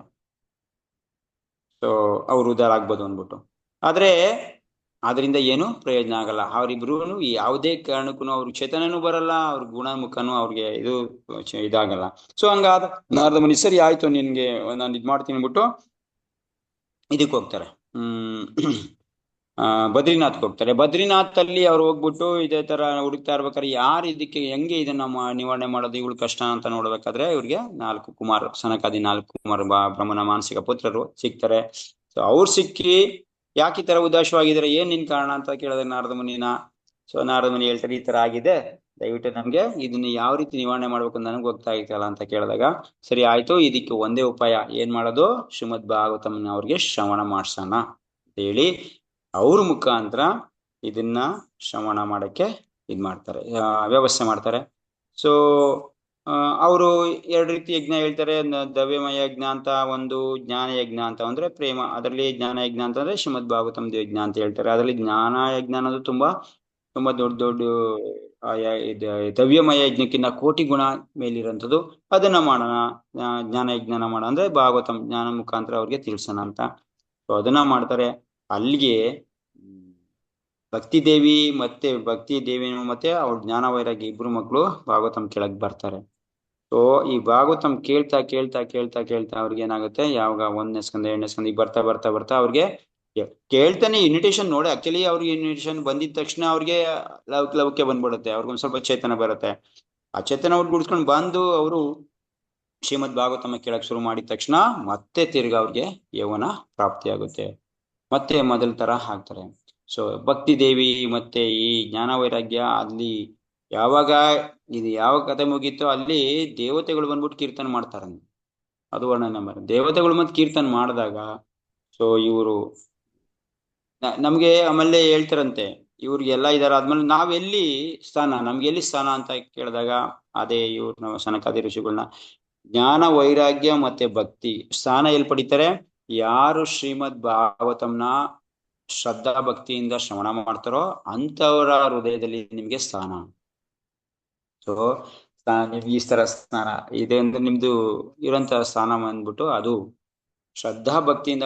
ಅದಕ್ಕೆ ಒಬ್ಬ ವ್ಯಕ್ತಿ ಯಾರು ಶ್ರೀಮದ್ ಭಾಗವತಂ ಶ್ರವಣ ಮಾಡ್ತಾನೋ ಆಟೋಮೆಟಿಕ್ ಆಗಿ ಅವ್ರಿಗೆ ಭಕ್ತಿ ಉತ್ಪತ್ತತೆ, ಇಲ್ಲಿ ಕೃಷ್ಣನು ಹೇಳಿದ ಭಕ್ತಿಯಾನು ಅವರ ಹೃದಯದಲ್ಲಿ ಭಕ್ತಿ ಉತ್ಪತ್ತಿ ಆಗುತ್ತೆ. ನೋಡಿದ್ವಲ್ಲ ಹಿಂದೆ ಕೃಷ್ಣನ ಇದಾದಾಗ ಯಾವ ತರ ಇತ್ತು ಭಕ್ತಿ, ಅವನ ಹೃದಯದಲ್ಲಿ ಭಕ್ತಿ ಉತ್ಪತ್ತಿ ಆಗುತ್ತೆ. ಇದರಿಂದ ಆದಾಯ ಏನು ಭಕ್ತಿ, ಅವ್ರ ಹೃದಯದಲ್ಲಿ ಭಕ್ತಿ ಬರುತ್ತೆ, ಜ್ಞಾನ ವೈರಾಗ್ಯ ಬರುತ್ತೆ. ಹೇಳಿಲ್ವಾ ಶೋಕಮಯ ಭಯದಿಂದ ಇದಾಗ್ತಾರೆ ಅಂದ್ರೆ ಜ್ಞಾನ ವೈರಾಗ್ಯ ಆಟೋಮೆಟಿಕ್, ಭಕ್ತಿ ಯಾವಾಗ ಬಂತು ಜ್ಞಾನ ವೈರಾಗ್ಯ ಆಟೋಮೆಟಿಕ್ ಆಗಿ ಬರುತ್ತೆ. ಇದನ್ನ ಸಪ್ರೇಟ್ ಆಗಿ ಮಾಡ್ಬೇಕಾಗಿಲ್ಲ ಅಂತ ತೋರ್ಸ್ಕೊಡಕ್ಕೆ. ಯಾಕೆಂದ್ರೆ ಇದು ನೋಡಿ ಇದನ್ನ ತೋರ್ಸ್ಕೊಡಕ್ಕೋಸ್ಕರನೇ ಈ ಕತೆ ನಡೆದಿರೋದು. ಇಲ್ಲ ಅಂತಂದ್ರೆ ಭಕ್ತಿ ದೇವಿಗೆ ಆತರ ದುಃಖ ಬರೋದು ಎಲ್ಲಿ ಇದು. ಸೊ ಶ್ರೀಮದ್ ಭಾಗವತಂನ ವಚನ ಮಾಡೋದ್ರಿಂದ ನಮ್ಗೆ ಇದು ಆಟೋಮೆಟಿಕ್ ಆಗಿ ಆಗುತ್ತೆ, ಇದ್ರಲ್ಲಿ ಯಾವುದೇ ಸಂಶಯ. ಸೊ ಮತ್ತೆ ಲಾಸ್ಟ್ಗೆ ಇದರಲ್ಲಿ ಆತ್ಮದೇವ್ ಕನ್ನಡ ಕತೆ ಹೇಳ್ತಾರೆ. ಆತ್ಮದೇವ್ ಬ್ರಾಹ್ಮಣಂದು ಕತೆ ನಿಮ್ಗೆಲ್ಲ ಗೊತ್ತಿರ್ಬೇಕು. ಆತ್ಮದೇವ್ ಬ್ರಾಹ್ಮಣ ಇದನ್ನ ಸಪ್ರೇಟ್ ಆಗಿ ಒಂದು ದಿನ ಡೀಟೇಲ್ ಆಗಿ ಹೇಳ್ಬೋದು, ಆದ್ರೆ ಸಿಂಪಲ್ ಆಗಿ ಹೇಳ್ಬೇಕು ಅಂದಾಗ ಆತ್ಮದೇವ್ ಬ್ರಾಹ್ಮಣ ಅಂತ ಒಬ್ಬ ನಮ್ಮ ಇಲ್ಲಿ ತುಂಗಭದ್ರಾ ನದಿ, ಯಾವುದು ಆಂಧ್ರದಲ್ಲಿ ತುಂಗಭದ್ರಾ ನದಿ, ಅದು ಅಲ್ಲಿ ತುಂಗಭದ್ರಾ ದಡದಲ್ಲಿ ವಾಸವಾಗಿರ್ತಾರೆ. ಸೊ ಅವನಿಗೆ ಒಬ್ಬ ದುಂದುಬಿ ಅಂದ್ಬಿಟ್ಟು ಹೆಂಡತಿ ಇರ್ತಾಳೆ. ಅವಳು ಸ್ವಲ್ಪ ಗಯ್ಯಾಳಿ ಅಂದ್ರೆ ಮಾತು ಜಾಸ್ತಿ, ಸ್ವಲ್ಪ ಅಂತ ಒಳ್ಳೆ ಗುಣ ಇರಲ್ಲ. ಸೊ ಆತರ ಇರ್ತಾಳೆ. ಸೊ ಈ ಆತ್ಮದೇವ ಬ್ರಾಹ್ಮಣ ಸರಿ ಹೆಂಗ ಜೀವನ ಮಾಡ್ತಾರೆ. ಸೊ ಈ ಆತ್ಮದೇವ್ ಬ್ರಾಹ್ಮಣ ಅವನಿಗೆ ಒಂದೇ ಒಂದು ಕೊರಗೆ ಇರುತ್ತೆ, ನನಗೆ ಮಕ್ಳಿಲ್ಲ ಅಂತ. ಸೊ ಅವನೇನ್ ಮಾಡ್ತಾನೆ, ತುಂಬಾ ಯಾವಾಗ ಒಬ್ಬ ವ್ಯಕ್ತಿಗೆ ಮಕ್ಳಿಲ್ದೇ ಇರೋದು ತುಂಬಾ ದೊಡ್ಡ ವಿಷಯ ಸಂಸಾರಸ್ಥಂಗೆ. ಅವನೇನ್ ಮಾಡ್ತಾನೆ, ಸೊ ಈ ಮಕ್ಳಾಗ್ತಾ ಇಲ್ಲ, ಏನ್ ಮಾಡೋದು, ನಾನು ಆತ್ಮಹತ್ಯೆ ಮಾಡ್ಕೋಬೇಕು ಅಂತ ಹೋಗ್ತಿರ್ತಾನೆ. ಆತ್ಮಹತ್ಯೆ ಮಾಡ್ಕೊಳಕ್ ಹೋದಾಗ ಅವನಿಗೆ ಒಬ್ಬ ಋಷಿಮುನಿ ಸಿಗ್ತಾನೆ. ಸಿಕ್ಬಿಟ್ಟು ಸೊ ಏನ್ ವಿಷಯ ಅಂತ ಕೇಳಿದಾಗ ಈ ತರ ಅಂತ ಹೇಳ್ತಾನೆ. ಸರಿ, ನಿನ್ನ ಭಾಗ್ಯದಲ್ಲಿ ಮಕ್ಕಳೇ ನಿನಗೆ ಆಗೋದಿಲ್ಲ, ಸುಮ್ನೆ ಯಾಕೆ ವ್ಯರ್ಥ ಪ್ರಯತ್ನ ಮಾಡ್ತೀಯಾ, ದಯವಿಟ್ಟು ಇದನ್ನ ಬಿಟ್ಬಿಡು ಅಂತಾನೆ. ಇಲ್ಲ ನಂದು ಎಷ್ಟು ಜನ್ಮಗಳು ಹೇಳ್ತಾನೆ, ನಿನ್ಗೆ ಇಷ್ಟು ಜನ್ಮಗಳು ಮಕ್ಳಿಲ್ಲ ಅಂತ ಹೇಳಿದಾಗ ಓಕೆ, ನನಗೆ ಮಕ್ಳಿಲ್ಲ ಅಂತ ಇಷ್ಟು ಜನ್ಮಗಳಲ್ಲಿ ನನ್ ಮಕ್ಳಿಲ್ಲ ಅಂತ ನೀನ್ ಹೇಳ್ತಿದ್ಯಾ, ಓಕೆ, ಆದ್ರೆ ನನ್ಗೆ ಮಕ್ಳಾಗೋದಿಲ್ಲ ಅಂತ ನಿನ್ಗೆ ಗೊತ್ತಾಗ್ತಾ ಇದೆ ಅಂತಂದ್ರೆ ನನಗೆ ಮಕ್ಳು ಕೊಡೋಂತ ಭಾಗ್ಯನೂ ನಿನ್ಗೆ ಗೊತ್ತಿರ್ಬೇಕು. ಐಡಿಯಾ, ದಯವಿಟ್ಟು ನನ್ಗೆ ಮಕ್ಳು ಒಂದು ಮಗುನ ಕರುಣೆ ಮಾಡಿ ಅಂತ. ಸರಿ ಆಯ್ತು ಅಂತ ಅಂದ್ಬಿಟ್ಟು ಏನ್ ಮಾಡ್ತಾನೆ, ಅವರು ಕರುಣೆಯಿಂದ ಒಂದು ಹಣ್ಣನ್ನ ಮಂತ್ರಿಸ್ಕೊಡ್ತಾರೆ. ಈ ಹಣ್ಣನ್ನ ನಿನ್ನ ಹೆಂಡತಿ ಕೊಡು, ನಿನ್ಗೆ ಅದರಿಂದ ಮಕ್ಳಾಗುತ್ತೆ ಅಂತ. ಸರಿ, ಆತ್ಮದೇವ್ ಬ್ರಾಹ್ಮಣ ತಗೊಂಡೋಗ್ತಾನೆ, ಹೆಂಡತಿಗೆ ಕೊಡ್ತಾನೆ, ದುಂದುಕಾರಿಗೆ, ಇದನ್ನ ತಿನ್ನು ನನ್ ಮಕ್ಳಾಗ್ತವೆ ಅಂತ. ಈ ದುಂದುಕಾರಿಗಾದ್ರು ದುಂದುಬಿ, ಅವಳ ಹೆಂಡತಿ ದುಂದುಬಿ, ಈ ಮಕ್ಳಿಗೆ ಅವಳಿಗೆ ಇಷ್ಟ ಇರಲ್ಲ. ಸೊ ಇವು ಮಕ್ಳು ಪಡೆಯೋದು ಅದೊಂದು ಕಷ್ಟ ರೀತಿ. ಸೊ ನನ್ನ ಅಂದ ಹಾಳಾಗುತ್ತೆ, ನನ್ನ ಚಂದ ಹಾಳಾಗುತ್ತೆ ಅಂದ್ಬಿಟ್ಟು ಅವಳು ಏನ್ ಮಾಡ್ತಾಳೆ, ಮಕ್ಳು ಮಾಡ್ಕೊಳ್ದಿರ ಆ ಹಣ್ಣನ್ನ ಏನ್ ಮಾಡ್ತಾಳೆ, ತನ್ನ ಗೆಳತಿ ಆಗಿರೋಂತ ಒಬ್ಬ, ಅವಳಿಗೆ ಗೆಳತಿ ಇರ್ತಾಳೆ, ಕೆಲವೊಂದ್ ಕಡೆ ತಂಗಿ ಅಂತ ಹೇಳ್ತಾರೆ, ಕೆಲವೊಂದ್ ಕಡೆ ಗೆಳತಿ ಅಂತಿದೆ. ಸೊ ಅವಳು ಮಾತು ಕಟ್ಕೊಂಡು ಏನ್ ಮಾಡ್ತಾಳೆ, ಆ ಹಣ್ಣನ್ನ ಅವಳು ಹಸು ಕೊಟ್ಬಿಡ್ತಾಳೆ. ಇವಳು ಏನ್ ಮಾಡ್ತಾಳೆ, ಇವಳು ಗರ್ಭಿಣಿ ತರ ನಾಟಕ ಮಾಡ್ಕೊಂಡು ದಿನ ಅವನ ಬ್ರಾಹ್ಮಣಿಗೆ ಗರ್ಭಿಣಿ ಆಗತ್ತರ ನಾಟಕ ಮಾಡ್ತಾರೆ. ಇವಳಿಗೆ ಐಡಿಯಾ ಕೊಟ್ಟಂತ ಕೆಲ್ಸಗಾರರಿಗೆ ಒಂದು ಮಗು ಹುಡುತ್ತೆ. ಆ ಮಗುನ ನನ್ಗೆ ಹುಟ್ಟಿದ ಮಗು ಅಂತ ಇವ್ರು ಅನ್ಕೋತಾನೆ, ಇದೊಂದು ಇದ್ ಮಾಡ್ತಾಳೆ, ಬ್ರಾಹ್ಮಣಿಗೆ ನಮ್ಸ್ಬಿಡ್ತಾಳೆ. ಸೊ ಈ ಕಡೆ ಹಸುಗುನು ಒಂದ್ ಮಗು ಆಗುತ್ತೆ, ಹಸುಗೆ ಮಗು ಆಗುತ್ತೆ, ಆ ಹಸುಗೆ ಮನುಷ್ಯ ರೂಪದಲ್ಲೇ ಮಗು ಆಗುತ್ತೆ. ಆ ಮಗುಗೆ ಹಸು ರೀತಿ ಕಿವಿ ಇರುತ್ತೆ, ಬೇರೆ ಎಲ್ಲ ಮನುಷ್ಯನ ತರ ಇರುತ್ತೆ, ಬಟ್ ಕಿವಿ ಮಾತ್ರ ಹಸು ತರ ಇರುತ್ತೆ. ಅದಕ್ಕೆ ಅದನ್ನು ಕೂಡ ಅವರು ಸಾಕೋತಾರೆ, ಇವನು ಸಾಕೋತಾರೆ. ಸೊ ಅದಕ್ಕೆ ಗೋಕರ್ಣ ಅಂತ ಹೆಸರಿಡ್ತಾರೆ. ಇವನ್ಗೆ ದುಂದುಬಿ, ಇವಳಿಗೆ ನಾನು ದುಂದುಕಾರಿ ಇಡ್ತೀನಿ ಅಂದ್ಬಿಟ್ಟು, ನನ್ನ ಹೆಸರು ದುಂದುಬಿ, ಇವನ ಹೆಸರು ದುಂದುಕಾರಿ ಅಂದ್ಬಿಟ್ಟು ಅದೇ ದುಂದುಕಾರಿ ಅಂತ ಇಡ್ತಾಳೆ. ದುಂದುಬಿ. ಸೊ ಇಬ್ರು ಈ ತರ ಬೆಳೀತಾ ಅವಳು ಗುಣದ ತಕ್ಕನಾಗಿ ಇದ್ರ ಪ್ರಕಾರ ಅವರು ಗೋಕರ್ಣ ಬಂದ್ಬಿಟ್ಟು ತುಂಬಾ ವೇದಶಾಸ್ತ್ರಗಳನ್ನ ಅಭ್ಯಾಸ ಮಾಡ್ತಾ ಒಳ್ಳೆ ಒಳ್ಳೆ ಗುಣಗಳನ್ನ ಬೆಳೆಸ್ಕೊಂಡು ಬೆಳೀತಾ ಹೋಗ್ತಾನೆ. ಈ ದುಂದುಕಾರಿ ಅಂತೂ ತುಂಬಾ ಅವಗುಣಗಳನ್ನ ಬೆಳೆಸ್ಕೊಂಡು ಹೋಗ್ತಾ ಇರ್ತಾನೆ. ಇದೇ ತರ ಇರ್ಬೇಕಾದ್ರೆ ಗೋಕರ್ಣಗೆ ಮದುವೆ ಆಗಿ ಸಂಸಾರ ಮಾಡಕ್ ಶುರು ಮಾಡ್ತಾನೆ. ಆದ್ರೆ ಇಲ್ಲಿ ಈ ಕಡೆ ದುಂದುಕಾರಿ ಬಂದ್ಬಿಟ್ಟು ತುಂಬಾ ಪಾಪ ಕೆಲಸ ಮಾಡ್ಕೊಂಡು ಮಾಡ್ತಾ ಇರ್ಬೇಕಾದ್ರೆ ಸೊ ಒಂದು ಕಾಲಕ್ಕೆ ಈ ಅಪ್ಪ ತೀರೋಗ್ತಾನೆ. ಸೊ ಅಪ್ಪ ತೀರೋದಿದ ತಕ್ಷಣ ಈ ಗೋಕರ್ಣನು ಕೂಡ ಮನೆ ಬಿಟ್ಟು ಹೋಗ್ಬಿಡ್ತಾರೆ. ಇವನ ಒಂದು ಅವಸ್ಥೆ ನೋಡ್ಕೊಂಡು ಈ ಕಡೆ ದುಂದುಕಾರಿಗೆ ಯಾರು ಇಲ್ದೇನಾಗೆ ಕೇಳ್ದಾಗ ಯಾರು ಇಲ್ದನಿಗೆ ವೈಶ್ಯ ಜೊತೆ ಅವನಿಗೆ ಸವಾಸ ಆಗುತ್ತೆ. ವೇಶ್ಯ ಜೊತೆ ಸಂಘ ಮಾಡ್ಕೊಂಡು ಅವನು ಎಲ್ಲಾ ಇದನ್ನ ಹೆಂಡತಿನೂ ಕೂಡ ಇದ್ ಮಾಡ್ಬಿಡ್ತಾನೆ. ಸೊ ಈ ತರ ಮಾಡ್ಕೊಂಡು ಹೋಯ್ತಾ ಇರ್ಬೇಕಾದ್ರೆ ಒಂದ್ಸರಿ ಅವನು ಕಳ್ತನ ಮಾಡ್ಕೊಂಡಂತ ದುಡ್ಡಿಂದ ಏನಾಗುತ್ತೆ, ಅವನ್ ಮನೆಗೆ ತಂದಾಗ ತುಂಬಾ ಇದನ್ನ ತರ್ತಾನೆ. ಆ ದುಡ್ಡನ್ನ ನೋಡ್ಬಿಟ್ಟು, ಇದು ಸಿಂಪಲ್ ಆಗಿ ಹೇಳ್ತಾರೆ, ತುಂಬಾ ಲಾಂಗ್ ಇದೆ, ಬೇರೆ ಬೇರೆ ಸ್ಟೋರಿ ಇದೆ ಮಧ್ಯ. ಸೊ ಆ ದುಡ್ಡನ್ನ ಇವರು ಹೆಂಡ್ತಿರೆಲ್ಲ ಸುಮಾರು ಜನ ಹೆಂಡ್ತಿರಿರ್ತಾನೆ ಅವನ್ಗೆ. ಆ ದುಡ್ಡನ್ನ ಇವನ್ ತಂದಿದ್ ನೋಡ್ಬಿಟ್ಟು ಇವನನ್ನ ಸಾಯಿಸೋ, ಈ ದುಡ್ಡೆಲ್ಲ ನಮ್ದಾಗುತ್ತೆ ಅನ್ಬಿಟ್ಟು ಅವ್ರನ್ನ ಏನ್ ಮಾಡ್ತಾರೆ, ಅವನ್ಗೆ ಸಾಯಿಸ್ಬಿಟ್ಟು ದುಂದುಕಾರಿನ ಸಾಯಿಸ್ಬಿಡ್ತಾರೆ. ಒಂದು ಕೂವದಲ್ಲಿ ಹಾಕ್ಬಿಟ್ಟು ಒಂದು ಬಾವಿಲಿ ಹಾಕ್ಬಿಟ್ಟು ಅವನ್ನ ಇದ್ ಮಾಡ್ಬಿಡ್ತಾರೆ. ಅವನು ದೊಡ್ಡ ದೈತ್ಯ ಆಗ್ತಾನೆ. ಬ್ರಹ್ಮಹತ್ಯೆ ದೋಷ ಬಂದು ಒಂದು ದೊಡ್ಡ ಒಂದು ಇದು ಪಿಸಾಚಿತರ ಅಂತ ಆಗ್ಬಿಡ್ತಾನೆ. ಸೊ ಈ ಕಡೆ ಇವನ್ಗೆ ಗೋಕರ್ಣಂಗ್ ಗೊತ್ತಾಗುತ್ತೆ ನನ್ನ ತಮ್ಮ ಈ ತರ ಅದ ಅಂತ. ಅವ್ನ ಕರುಣೆಯಿಂದ ಏನ್ ಮಾಡ್ತಾನೆ, ಗಯಾಗ್ ಹೋಗ್ಬಿಟ್ಟು ಅವನ್ಗೆ ತರ್ಪಣ ಎಲ್ಲ ಬಿಟ್ಟು ಬರ್ತಾನೆ. ಎಲ್ಲ ವ್ಯವಸ್ಥೆ ಮಾಡಿ ಅವನ್ಗೆ ಒಳ್ಳೆ ಇದ್ ಸಿಗಕ್ಕೋಸ್ಕರ. ಆದ್ರೂ ಕೂಡ ಒಂದು ಕಾಲಕ್ಕೆ ಅವನೇನಾಗಿರ್ತಾನೆ, ಪ್ರೇತ ಆಗಿರ್ತಾನಲ್ಲ, ಅವನು ಗೋಕರ್ಣನ ಹತ್ರ ಬಂದು ಕೇಳ್ತಾನೆ. ಸೊ ಈ ತರ ನಾನು ಈ ತರ ಪ್ರೇತಾತ್ಮ ಆಗ್ಬಿಟ್ಟಿದ್ದೀನಿ ಅಣ್ಣ, ದಯವಿಟ್ಟು ನನಗೆ ಬಿಡುಗಡೆ ಮಾಡು. ನನಗೆ ತುಂಬಾ ನನ್ನ ಹವ್ಯಾಸದಿಂದ ನನಗೆ ಏನಾಗ್ತು, ನನಗೆ ಗೊತ್ತಾಗ್ದಿರ ಇಷ್ಟೊಂದು ತಪ್ಪು ಮಾಡ್ಬಿಟ್ಟಿದ್ದೀನಿ, ದಯವಿಟ್ಟು ನನ್ನ ಇದರಿಂದ ಬಿಡುಗಡೆ ಮಾಡು ಅಂದಾಗ, ಇಲ್ಲ ಇಲ್ಲ ನಿನ್ಗೋಸ್ಕರ ನಾನು ಗಯದಲ್ಲಿ ಹೋಗ್ಬಿಟ್ಟು ಶ್ರಾದ್ದ ಮಾಡಿದೀನಿ, ನಿನ್ಗೆ ಸದ್ಗತಿ ಸಿಗುತ್ತೆ. ಅಯ್ಯೋ ಆತರ ಅಷ್ಟೊಂದು ಗಯದಲ್ಲಿ ಮಾಡೋಂಥ ಪುಣ್ಯದಿಂದ ನನಗೆ ಸದ್ಗತಿ ಸಿಗಂಗಿದ್ರೆ ನಾನು ಯಾಕೆ ಈ ತರ ಇರ್ತಿದ್ದೆ. ಸೊ ಅದಾಗೋದಿಲ್ಲ ಅಂತ ಹೇಳಿದಾಗ ಸರಿ, ಅವಾಗ ಅದೊಂದು ಕಾರ್ಯ ಸರಿ ಇವ್ರು ಹೇಳ್ತಾರೆ, ಗೋಕರ್ಣ ಒಂದು ಇದ್ ಮಾಡ್ತಾರೆ. ಸೊ ನಿನ್ಗೋಸ್ಕರ ನಾನು ಒಂದು ವ್ಯವಸ್ಥೆ ಮಾಡ್ತೀನಿ ಬಿಟ್ಟು ಎಲ್ಲಾ ಋಷಿ ಮುನಿಗಳನ್ನ ಕೇಳಿ ಏನ್ ಮಾಡೋದು ಅಂತ ಕೇಳಿದಾಗ, ಸೊ ಇಲ್ಲಿ ನೀನು ಅವನಿಗೆ ಭಾಗವತನ ಕೇಳಿಸು, ಶ್ರೀಮದ್ ಭಾಗವತಂನ ಅವನಿಗೆ ಶ್ರವಣ ಮಾಡಿಸು, ಅವಾಗ ಅವನು ಆ ಪ್ರೇತಾತ್ಮದಿಂದ ದೂರ ಆಗ್ತಾನೆ ಅಂತ ಅಂದಾಗ, ಸೊ ಅವಾಗ ಅವರು ಭಾಗವತಂ ಶ್ರವಣ ಮಾಡಕ್ ಒಂದು ವ್ಯವಸ್ಥೆ ಮಾಡ್ತಾರೆ. ಸೊ ಭಾಗವತಂನ ನೀನು ಶ್ರವಣ ಮಾಡುವಂತ ಅವ್ರಿಗೆ ಪ್ರೇತಾತ್ಮ ಆಗಿರ್ತಾನಲ್ಲ ಆ ದುಂದುಕಾರಿ, ಅವನಿಗೂ ಹೇಳ್ತಾನೆ. ದುಂದುಕಾರಿ ತುಂಬಾ ಶ್ರದ್ಧೆಯಿಂದ ಇದನ್ನ ಶ್ರವಣ ಮಾಡ್ತಾರೆ. ಶ್ರೀಮದ್ ಭಾಗವತಂ ಶ್ರವಣ ಮಾಡಕ್ ಫಸ್ಟ್ ಡೇ ಇಂದನೇ ಅವನು ತುಂಬಾ ಶ್ರದ್ಧೆಯಿಂದ, ತುಂಬಾ ಭಕ್ತಿ ಭಾವದಿಂದ ಶ್ರದ್ಧೆ ಮಾಡ್ತಾ ಮಾಡ್ತಾ ಮಾಡ್ತಾ ಯಾವಾಗ ಶ್ರೀಮದ್ ಭಾಗವತಂ ಎಂಡ್ ಆಗಷ್ಟಲ್ಲಿ ಅವನಿಗೋಸ್ಕರ ಒಂದು ವಿಶ್ವಕರ್ಮನ ಬರುತ್ತೆ, ಅವನನ್ನ ಭಗವಂತ ಧಾಮಕ್ಕೆ ಕರ್ಕೊಂಡು. ಸೊ ಅವಾಗ ಆತ್ಮದೇವ ಬ್ರಾಹ್ಮಣಿಗೆ ತುಂಬಾ ಗೋಕರ್ಣಿಗೆ ತುಂಬಾ ಖುಷಿ ಆಗುತ್ತೆ. ಸೊ ಈ ತರ ನಂದು ಫಲ ಸಿಕ್ತು ಅಂತ, ನಮ್ ತಮ್ಮಂಗೂ ಸದ್ಗತಿ ಆಯ್ತು, ಭಗವಂತ ಧಾಮಕ್ಕೆ ಹುಟ್ಟದ ಅಂತ. ಸೊ ಆದ್ರೆ ಬೇರೆಯವರೆಲ್ಲರೂ ಕೂಡ ತುಂಬಾ ಜನ ಕೇಳಿರ್ತಾರೆ ಅಲ್ಲಿ. ಒಬ್ಬ ಪ್ರೇತಾತ್ಮಂಗ್ ಅವರೆಲ್ಲ ಹೇಳ್ತಾರೆ ಪ್ರೇತಾತ್ಮಂಗೆನೇ ಸದ್ಗತಿ ಆಯ್ತು, ಆದ್ರೆ ನಾವು ಮನುಷ್ಯರಾಗಿ ನಮ್ ಸದ್ಗತಿ ಆಗ್ಲಿರಲ್ಲ. ಕಾರಣ ಏನು ಅಂತ ಕೇಳಿದಾಗ ಗೋಕರ್ಣ ಹೇಳ್ತಾರೆ, ನೋಡಿ ಅವನಿದ್ದಂತ ಮೂಡು ಶ್ರದ್ಧೆ ತುಂಬಾ ಇದಿತ್ತು, ಅಂದ್ರೆ ಅವನ್ ಕೇಳಲೇಬೇಕು ಅನ್ನೋ ಪರಿಸ್ಥಿತಿಲಿ ಇದ್ದ. ಅದಕ್ಕೆ ಅವನ್ಗೆ ಅದು ಅಷ್ಟೊಂದು ಚೆನ್ನಾಗಿ ಅರ್ಥ ಆಯ್ತು. ಮತ್ತೆ ಅವ್ನ್ ಕೇಳಾದ್ಮೇಲೆ ಅದನ್ನ ಮನನ ಮಾಡ್ತಾ ಇದ್ದ, ಅವ್ನ್ ಕೇಳಿದ ವಿಷಯನ ಮನನ ಮಾಡ್ತಾ ಇದ್ದ. ಅವ್ನಿಗೆ ಬೇರೆ ಯಾವ್ದು ಕೆಲಸ ಇರ್ಲಿಲ್ಲ. ನಿಮ್ಗಾದ್ರೆ ಇಲ್ಲಿ ಬೇರೆ ಬೇರೆ ತರ ಕೆಲಸಗಳು, ನೀವು ಎಲ್ಲ ಆದ್ಮೇಲೆ ಪ್ರಸಾದಕ್ಕೋಸ್ಕರ ವೆಯ್ಟ್ ಮಾಡ್ತಾ ಇದ್ರಿ, ಅವ್ನ್ ಪ್ರಸಾದನು ತಿಂತಾ ಇರ್ಲಿಲ್ಲ. ಅಂದ್ರೆ ನಿಮ್ಗೆಲ್ಲ ಭಾವನೆ ಇತ್ತು ಒಂದ್ ಸ್ವಲ್ಪ ಕೇಳಾದ್ಮೇಲೆ ಪ್ರಸಾದ ಅಂತ. ಸೊ ಈ ತರ ಭಾವನೆಯಿಂದ ನೀವು ಸ್ವಲ್ಪ ಶ್ರದ್ಧೆ ತುಂಬಾ ಕಡಿಮೆ ಇತ್ತು ನಿಮ್ಗೆ, ಅದರಿಂದ ನೀವು ಹೋಗಕ್ಕಾಗ್ಲಿಲ್ಲ. ಅವ್ನಿಗೆ ತುಂಬಾ ಶ್ರದ್ಧೆ ಇತ್ತು, ಆತರ ಒಂದು ಭಾವ ಇತ್ತ. ಆ ಭಾವದಿಂದ ಅವನೇ ಪೊಸಿಷನ್ಗೆ ಆ ಪೊಸಿಷನ್ಗೆ ಬಂದಿದ್ದ ಅವನು, ಅದಕ್ಕೆ ಹಂಗಾದ. ಇದನ್ನ ನಾವು ಭಗವದ್ಗೀತೆಲ್ಲ ನೋಡ್ಬೋದು. ಅರ್ಜುನ ಒಂದು ಭಗವದ್ಗೀತೆ ಕೇಳಕ್ಕೆ ಒಂದು ಪೊಸಿಷನ್ಗೆ ಬಂದಿದ್ದ, ಬೇರೆ ಯಾರಿಗೂ ಅದು ಆ ಪೊಸಿಷನ್ ಇರ್ಲಿಲ್ಲ. ಅದರಿಂದ ಬೇರೆಯವ್ರಿಗೆ ಅದನ್ನ ಅಲ್ಪ ಸ್ವಲ್ಪ ಕೇಳಿಸ್ಕೊಂಡಿದ್ರು, ಇಲ್ಲ ಕೇಳಬೇಕು ಅಂತಾನೂ ಅನಿಸ್ತಿಲ್ಲ. ಅರೆ ಕೃಷ್ಣ ಏನೋ ಹೇಳ್ತಾ ಇದ್ದಾನೆ ಅರ್ಜುನಿಗೆ, ನಾವು ಹೋಗಿ ಕೇಳೋಣ ಭಾವನೆನೇ ಬರ್ಲಿಲ್ಲ ಯಾರಿಗೂ. ಕೇಳ್ಬೋದಿತ್ತು ಆತರ, ಕೃಷ್ಣ ನಾವು ಬರ್ತೀವಿ, ನಾನು ಜಾಯ್ನ್ ಆಗ್ತೀನಿ, ನಾನು ಏನ್ ಹೇಳ್ತಾ ಇದ್ದ ಕೇಳ್ತೀನಿ ಅಂತ ಹೇಳ್ಬೋದಿತ್ತು, ಯಾರು ಕೇಳಲಿಲ್ಲ ಅಲ್ಲಿ. ಅದು ಅರ್ಜುನಿಗೆ ಆತರ ಭಾವ ಇದ್ದಿದ್ರಿಂದ ಮಾತ್ರ ಅರ್ಜುನಿಗೆ ಅದು ಪ್ರಾಪ್ತಿ ಆಯ್ತು ಅಜ್ಞಾನ ಅಂತ. ಸೊ ಇಲ್ಲಿ ಮುಖ್ಯವಾಗಿ ನಮ್ಗೆ ಶ್ರದ್ಧೆ, ಆ ಪೊಸಿಷನ್ಗೆ ಹೋಗ್ಬೇಕು ನಾವು.